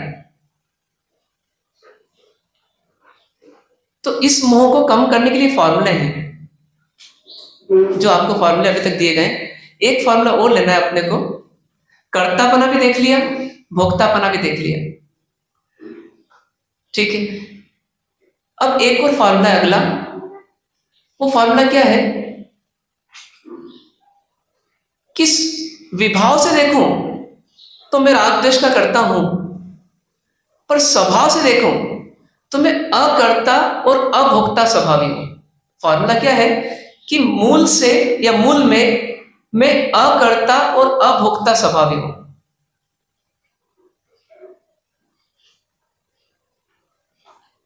मूल में मैं अकर्ता और अभोक्ता स्वभावी हूं।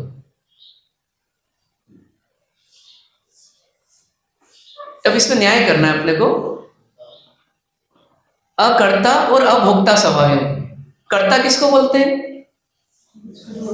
करने वाले को। भोक्ता किसको बोलते हैं? फल भोगने वाले को। जैसे मैंने टीवी ऑन की, मान लीजिए अभी व्यवहार की बात करें, टीवी ऑन की, ये मैं क्या बन गया? टीवी का कर्ता हो गया, मतलब मैंने कुछ किया, करने वाला हो गया। और टीवी में जो प्रोग्राम आ रहा है उसका दुख सुख मना रहा हूं।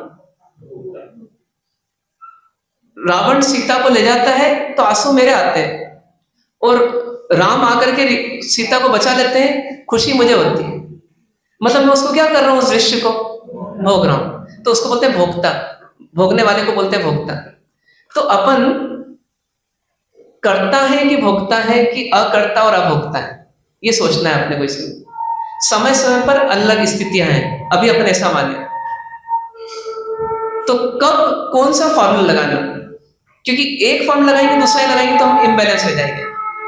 तो अब फॉर्मूला क्या लगेगा हमारा कि जब जब मैंने कुछ गलत किया तब तक मैं क्या हो गया? उसका कर्ता मानूं अपने आप को।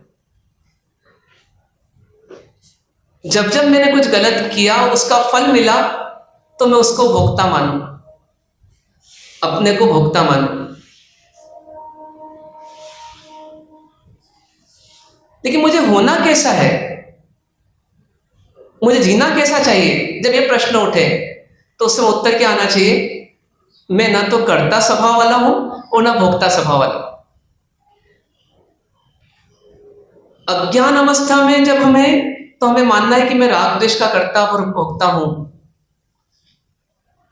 जैसे आपने कोई पाप किया तो आप प्रतिक्रमण कर रहे हो, तो आप फील करो मैंने गलती की है, मैं इसके लिए जिम्मेदार हूं। मेंढक के ऊपर से पांव रखा, मेंढक मर गया, गलती किसकी? मेंढक की कि अपनी।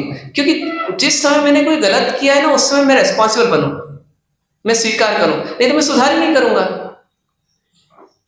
तो उस समय मैं कर्ता मानूं अपने आप को। इसी तरह जब उसका फल मिल रहा है तो मानूं कि मैं इसका भोगता हूं, मतलब मुझे भोगना है, ये मुझे भोगना पड़ेगा, इसमें सामने वाले की गलती नहीं है, मेरे किए हुए कर्मों का फल है, भोगता हूं मैं। लेकिन जब आपके पास कोई काम नहीं है, जब आप प्रवृत्ति से निवृत्ति की ओर जा सकते हैं, जिस समय आप फ्री हो सकते हैं, उस समय आपको एक फॉर्म लगाना कि मैं स्वभाव से कैसा हूं? अकर्ता और अभोक्ता हूं। इस बात को अपन समझते हैं, अकर्ता और अभोक्ता बनेगा। पहली दो चीज को तो हमने बार बार समझा है कि एक्सेप्टेंस में कहीं दिक्कत नहीं आनी चाहिए। यदि आपने गलती की और किसी ने बताई है, आप बोलिए मैं एक्सेप्ट करता हूं, आप सुखी रहेंगे। और आप वही मायाचारी करेंगे, क्रोध करेंगे, आप दूसरे को उलझाएंगे, आप स्वयं उलझ जाएंगे। तो इसलिए वहां पर अपने आप को कर्ता और भोक्ता बना दीजिए। लेकिन जब आपको और सुखी होना है, जब आप फ्री हो रहे हैं, तब उस समय प्रैक्टिस कीजिए किसकी? अकर्ता और अभोक्ता बने की। अकर्ता बने की और अभोक्ता बने की। कैसे और क्यों?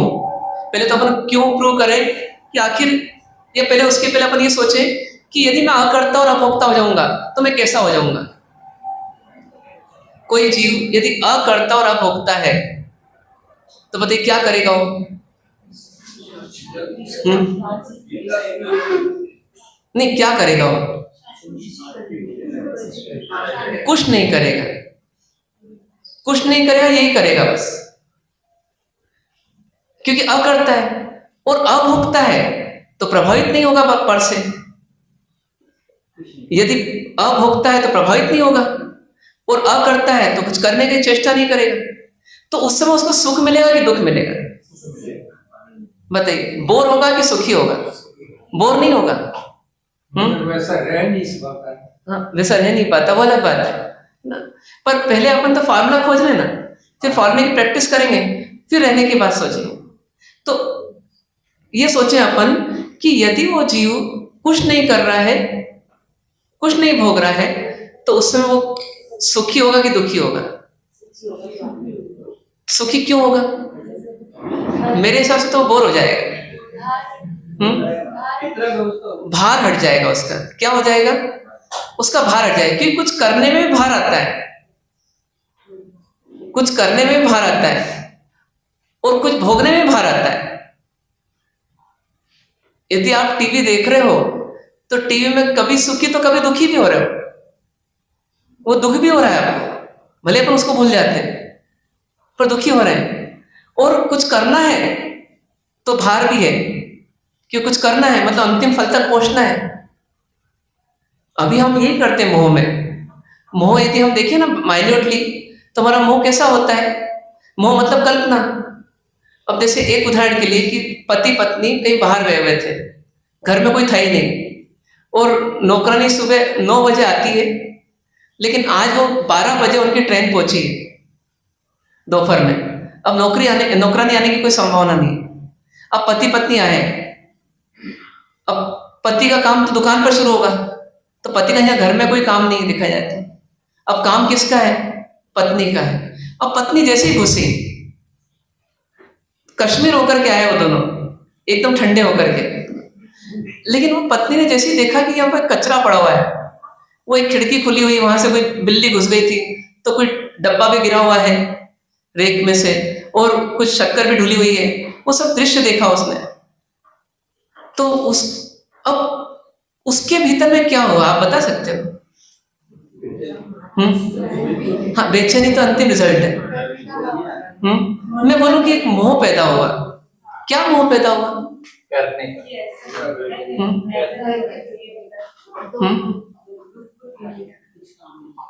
दुख बुद्धि आ गई, और क्या आ गया? एक सुख बुद्धि भी आ गई। मेरी वस्तु नीचे गिर गई, खराब हो गई। हाँ हाँ, ये सब देखा। अब ये देखने के बाद एक, यदि अपन एक ही बार में सब चीजें बताएं, तो एक सुख बुद्धि आई है, वो अपने को सबको आती है, और वही मोह है। सुख बुद्धि क्या आई पता है? उसने एक सुनहरा दृश्य देखा। कैसा? पहले दुखी हुई, दुख बुद्धि आई पहले, फिर एक दृश्य देखा कि ये सब साफ हो जाएगा ना, एकदम नीट एंड क्लीन हो जाएगा, ये शक्कर वक्कर ढुली हुई है, इसको सोर लूंगी, समेट लूंगी, फिर उसको जमा दूंगी, फिर इधर झाड़े झटके कर लूंगी, कर्टन वर्टन सब मेले हो रहे हैं, चद्दर बदल दूंगी, और पूरा व्यवस्थित घर कर लूंगी ना, फिर बहुत मजा आएगा। कौन सी बुद्धि आ गई? वो सुख बुद्धि आ गई। इसको क्या बोलेंगे यहाँ की भाषा में? ये मोह है, ये मोह है। इस मोह ने उस सुख को दिखाया, ठीक है। अब सुखी कब होगी वो? तो उसके लिए उसको क्या करना पड़ेगा? अब राग द्वेष करना पड़ेगा। ये हटाओ, ये रखो, ये समेटो, इसको झटको, ऐसा करो, ये सब राग द्वेष चल रहे हैं। अच्छा नहीं लग रहा है, बुरा लग रहा है, बुरा लग रहा है, अच्छा लगा, अच्छा करना है, ये चल रहा है। और ऐसे करते करते इच्छाएं आ रही, ये इधर कर दूं, वो उधर कर दूं, ऐसा कर दूं, वैसा कर दूं। अब उसको अंत में जाके सुख मिला, जब पूरा घर व्यवस्थित हो गया ना, उसको सुख मिला, ठीक है। और सुख मिला तो क्या हुआ? तो जैसे मार्शल ने बताया ना, वो मोह का एक बार और क्या हो गया? पोषण हो गया, कि देखो मैंने सुखी होने के लिए किया था ना, सब अच्छा हो गया, मैं सुखी हो गई, मतलब मैंने सही किया। कुछ गलती की क्या उसने? मैंने किया, और क्या सफाई होगी तो मैं सुखी हो जाऊंगी, वस्तु के ठीक होने से सुखी नहीं। अच्छा, उसको क्या करना चाहिए था फिर? यदि आप बता रहे हो कि उसने गलत किया या जो भी किया, तो करना क्या चाहिए था उसको? वही करना था जैसा उसने किया।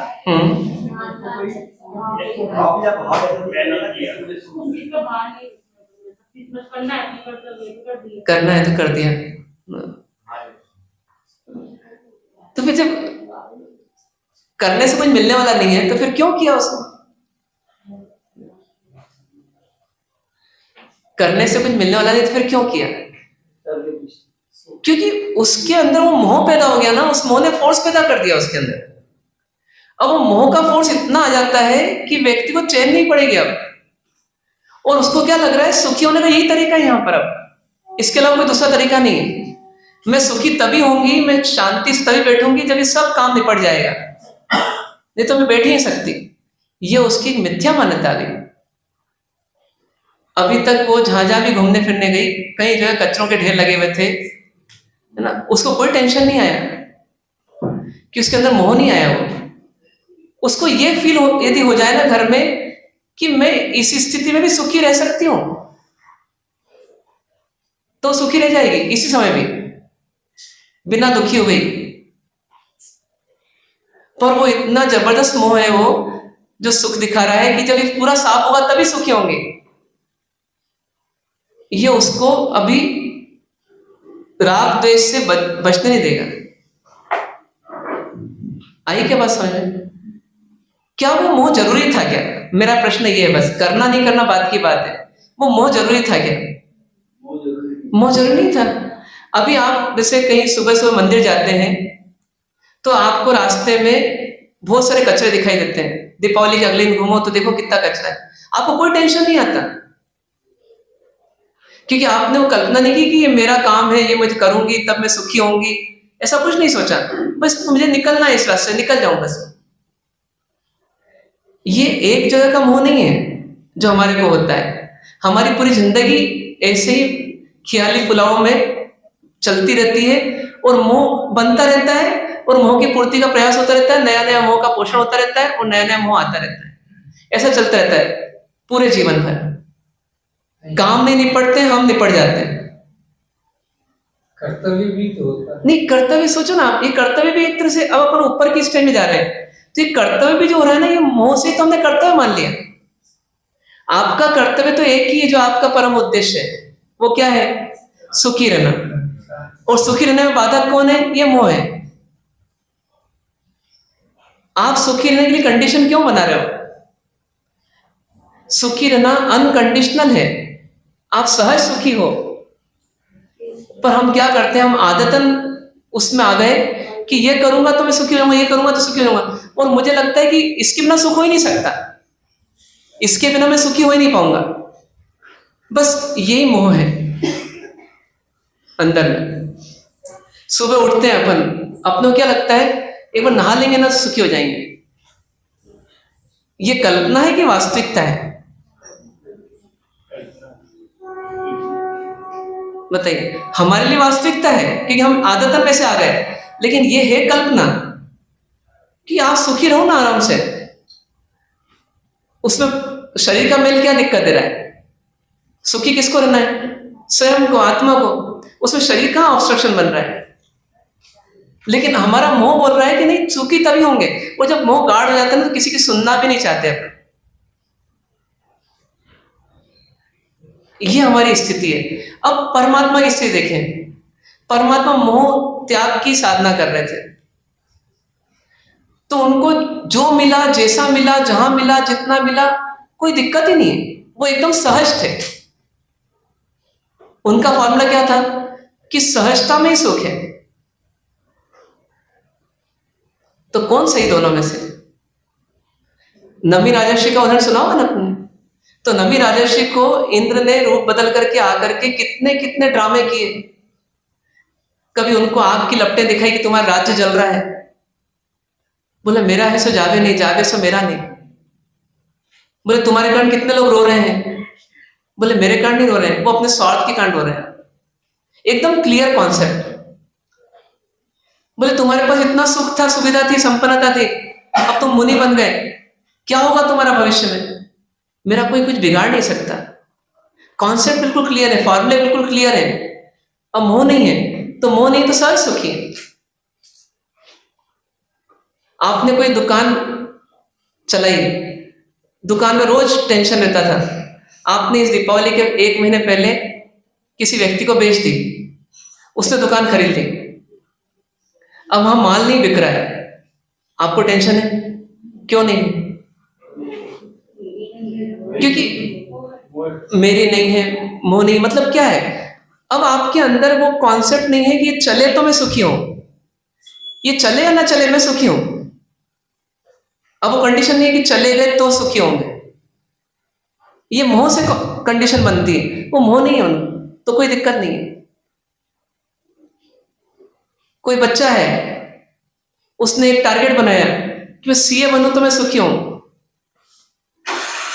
और वो सीए नहीं बनेगा तो दुखी रहेगा, पर ये मोह है कि मैं सीए बनूं तो मैं सुखी हूं, नहीं कहा सहज सुखी हो। तो एक नियम है कि सहजता में सुख है, इसलिए कोशिश क्या करना पड़ेगी कि यदि सुखी होना है तो धीरे सहज होना पड़ेगा। अपन इतने फॉर्मूलों से क्या कर रहे हैं वास्तव में देखा जाए, जितने फॉर्मूले अपन ने अभी तक डिस्कस किए, इन सब फॉर्मूले से अपन कोशिश क्या कर रहे हैं, सहज बने। लेकिन परम सहज कब होंगे हम?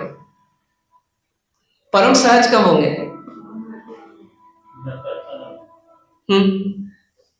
परम सहज कब होंगे?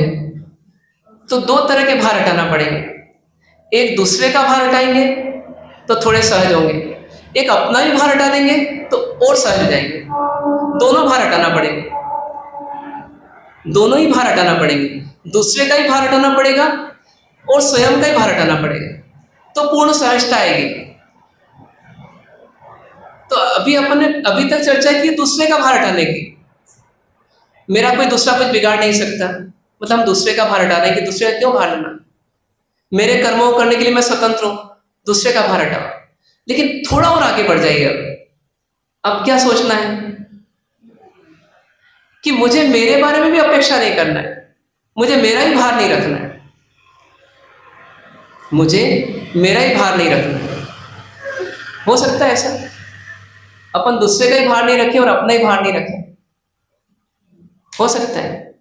नहीं हो सकता, पर समझना इस बात को। अब उसके पीछे लॉजिक क्या है, कारण क्या है, अपना भार कैसे हटा सकते हैं अपन, और दूसरे का भार भी कैसे हटा सकते हैं। अब एक व्यवस्था देखिए, व्यवस्था कैसी है इसे हमने थोड़ा थोड़ा जाना है कि द्रव्य होता है और उसकी पर्याय आती है। बनता कौन है?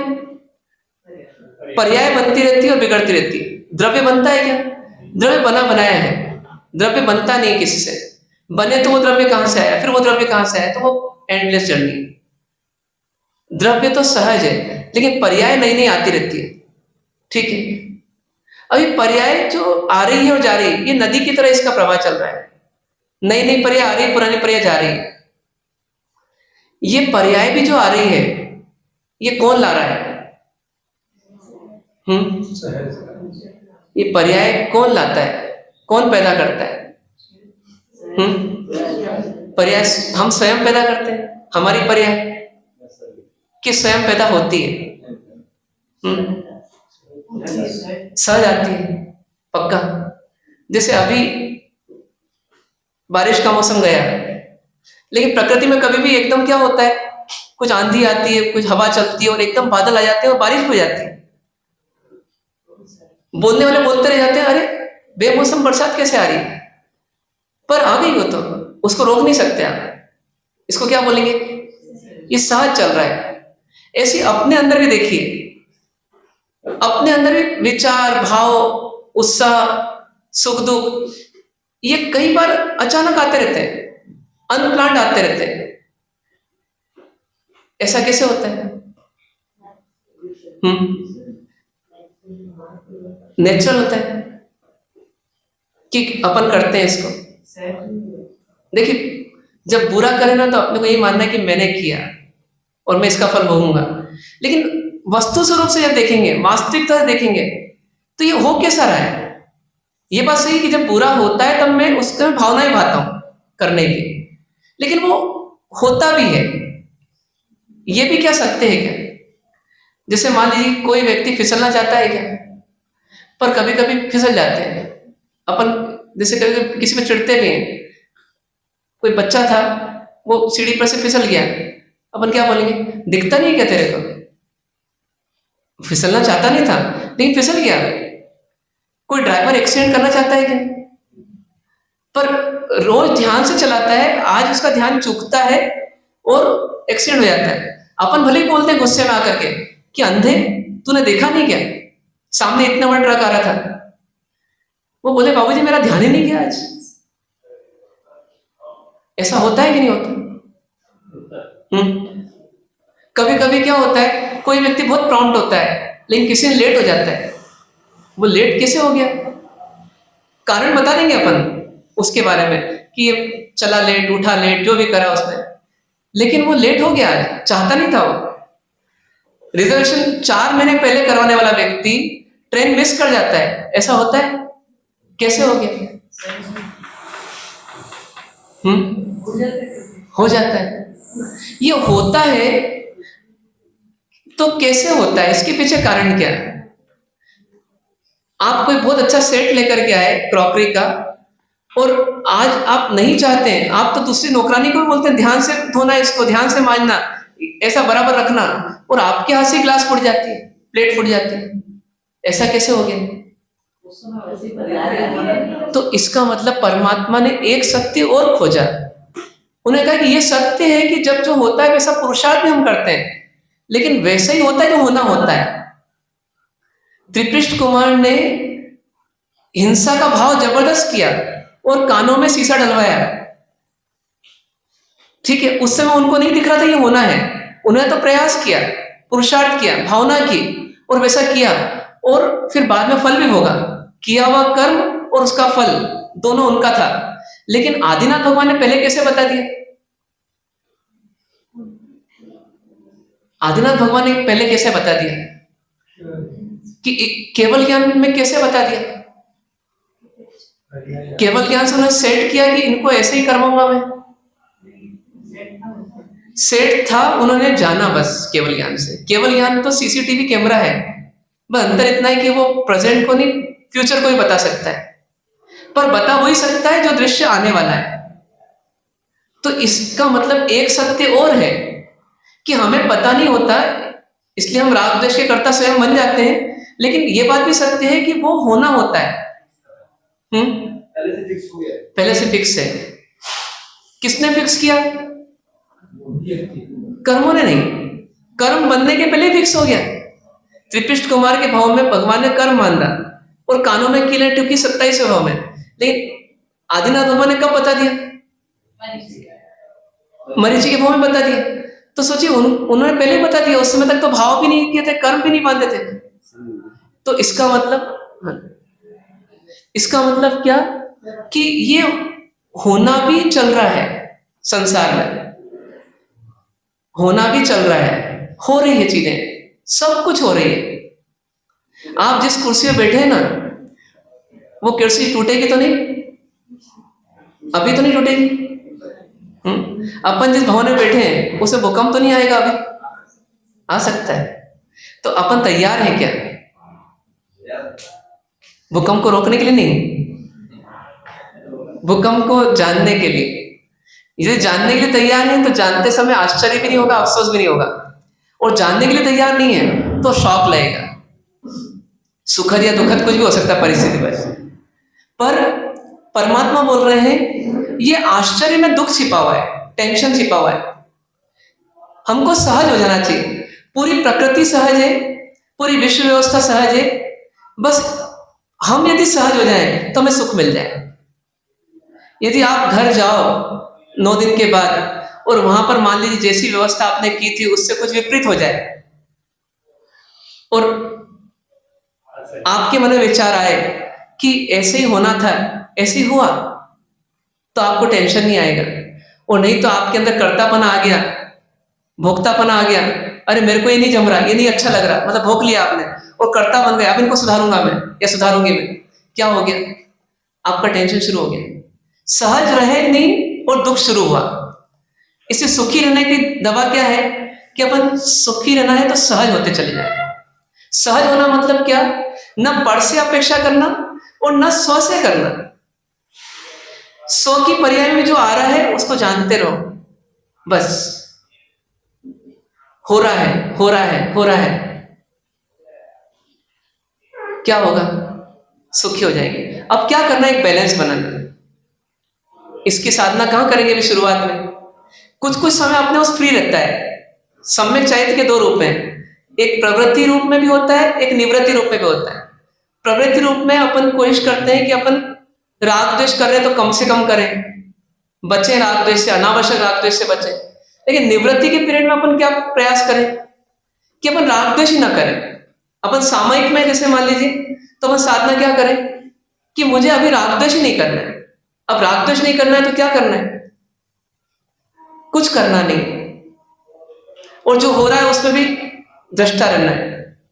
क्या करेंगे अपन उस समय? तो उस समय अपन बस सहज रहने की साधना करेंगे। सहज रहने की साधना में क्या करना है? तो न मुझ में कुछ करना है, न पर में कुछ करना है। हो सकता है ऐसा? नहीं हो सकता।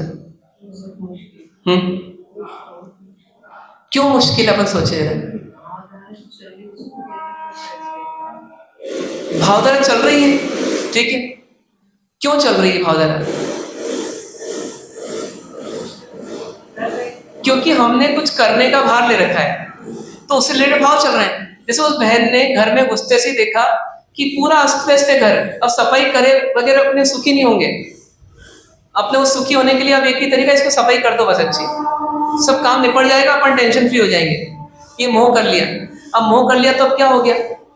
अब कर्तापन आ गया, भोक्तापन आ गया।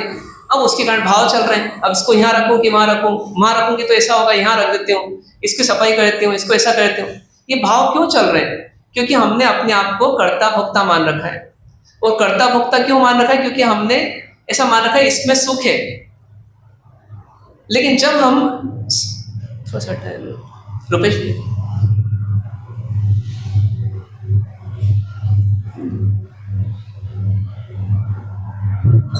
तो यदि हम वो भाव जो चल रहे हैं उसके कारण को खोजेंगे, तो कारण मिलेगा कि मैंने किसी का कर्ता और किसी का भोक्ता अपने आप को मान रखा है। यदि हम उसके कर्ता और भोक्तापना हटा दें तो हमको भाव नहीं आएंगे। आपको पड़ोसी के बच्चे के कोई भाव आते हैं क्या? लेकिन अंकुश के भाव आते हैं। क्यों आते हैं? हाँ, उसको मेरा मान रखा है। तो मेरा क्यों मान रखा है? क्योंकि उसने सुख मान रखा है। बेटा पैदा हुआ ना, ये सुखी करेगा, कभी ना कभी कहीं ना कहीं सुखी करेगा। ये भाव अपन ने मोह का बना लिया। अब इसके कारण से उसके कर्ता और भोक्ता बन रहे हैं। अब जैसा हमने माना वैसा वो चल रहा है तो हम सुखी, नहीं चल रहा है दुखी, और नहीं चल रहा है तो उसको अब करना है हमारे को, उसका कर्ता बन करके उसको ठीक करना है। तो ऐसा कर्ता भोक्तापना चलता है। क्या करना पड़ेगा कि संसार का भार हटा दीजिए।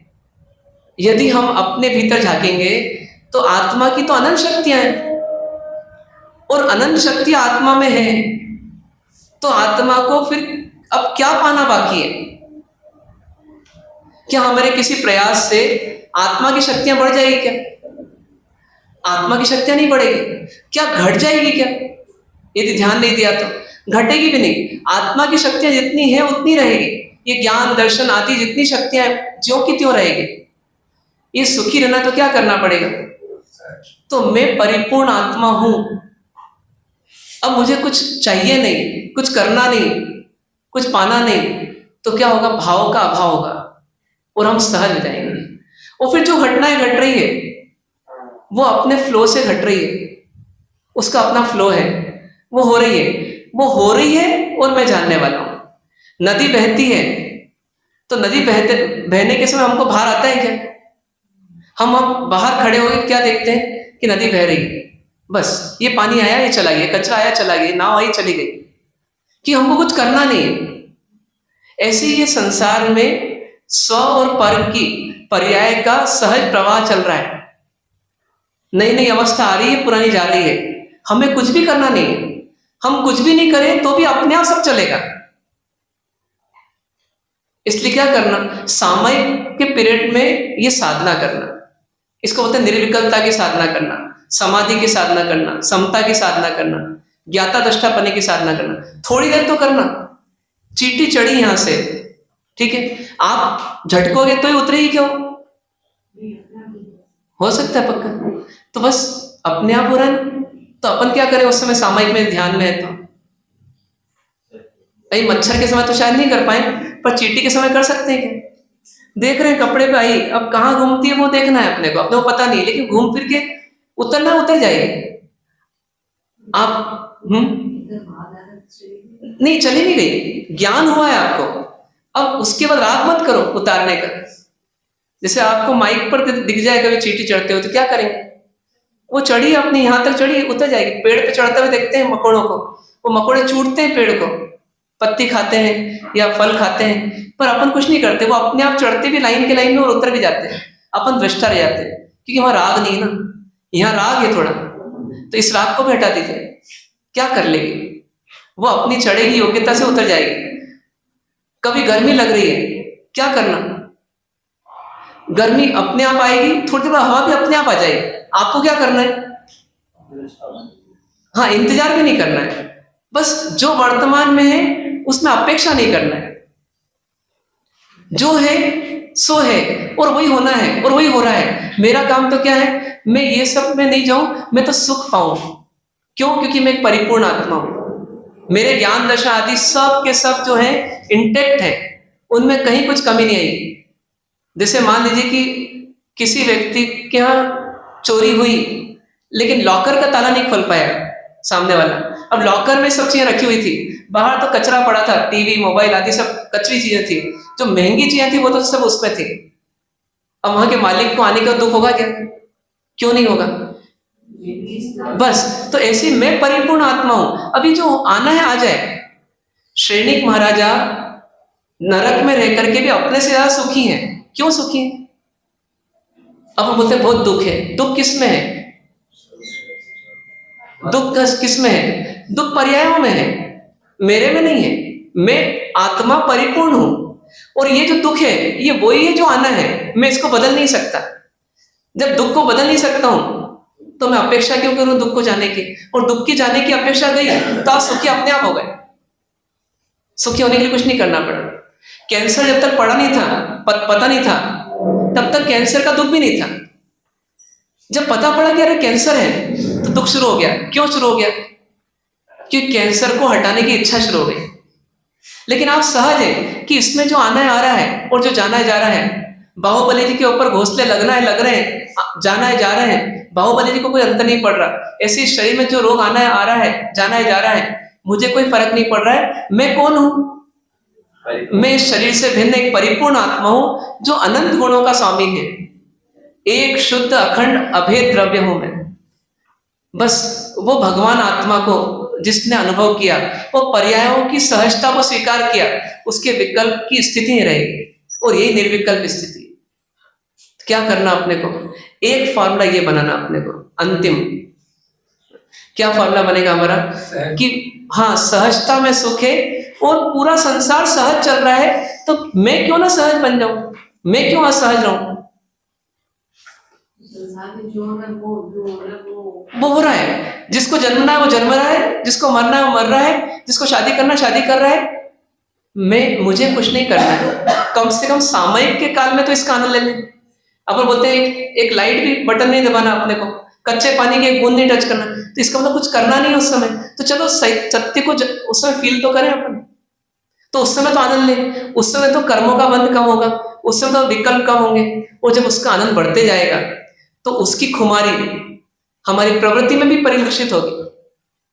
धीरे धीरे क्या होगा? जीवन में सहजता आती चली जाएगी। आपको कोई बोले कि फला फला चंदी की डेथ हो गई, अच्छा ठीक है, समाचार मिल गए, ज्ञान हो गया। क्यों? क्योंकि अब वो होना था वैसा हो रहा है, मुझे कुछ करना नहीं है। मरते हुए को जन्म नहीं दे सकते, जन्म वाले को मार नहीं सकते, तो जो हो रहा है हो रहा है।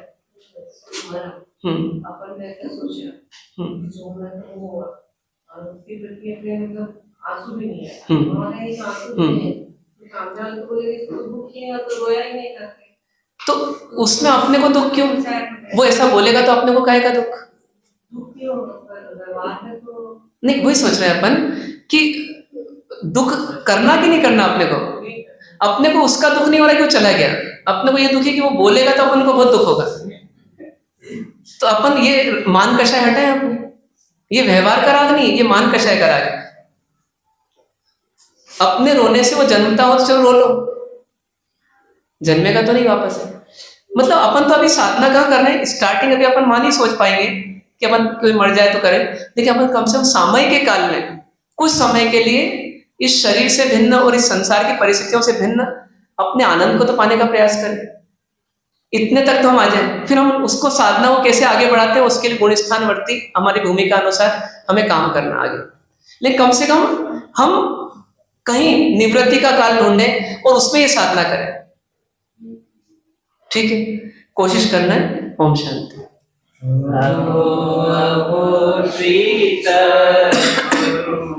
करुणा सिंधु अपार आपामर पर प्रभु करो अहो अहो उपकार जे स्वरूप समझा बिना आव्यो दुख हरन समझायो दे पद नमो श्री सद्गुरु भगवन परम पुरुष प्रभु सद्गुरु परम ज्ञान सुख धाम जेने आयु वादने तेने सदा प्रणाम देह छता जेहनी दशा बलते देहाती ते ज्ञानी ना चरण मां ओ वंदन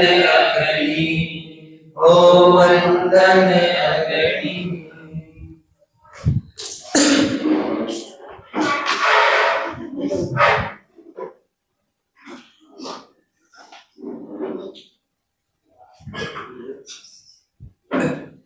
Chami kamasamno vandeu jauni jai nisya shundami. Chami kamasamno vandeu jauni jai nisya shundami. इच्छकार भगवान सुदेवसी सुराई सुख तप सैंद्राबाद सुख संयम यात्रा निर्भर तो जी स्वामी चाहता है। छामी खमासमनो वंदे हो जावणी जाय निश्चय मतुंदामी इच्छा कारण संदेशवन अबुठ्वमे बिंतरायम काम्यम इच्छो खामे रायम जन किंचि अपत्यम परपत्यम भत्ते पाणे विनय व्यावच्चे आलावे संधावे उच्चासने समासने अंतर्वासे उरिवासाय जन किंचि मध्य विनय परिणम सुमम वा पायरम वा तुभे जान अहम जनविनस्मि छामी छामी कमासनो वंदे इच्छामि कमासनो वंदे इच्छामि कमासनो वंदे नमस्कार भगवान सुदेवसी सुख प्रेरणाबाद संयम यात्रा हम सदा इच्छामि कमासनो वंदे नमस्कार इच्छा कर संसंग ग्रंथराय खाम्यो एचम गलेंगीची अपत्यम परपत्यम बच्चे पाणे ले आचे आलावे सलावे विचार समाधि प्रवासो बने तीन बार गणे पढ़ मुंबरमा फिर हम इच्छामि कमासनो वंदे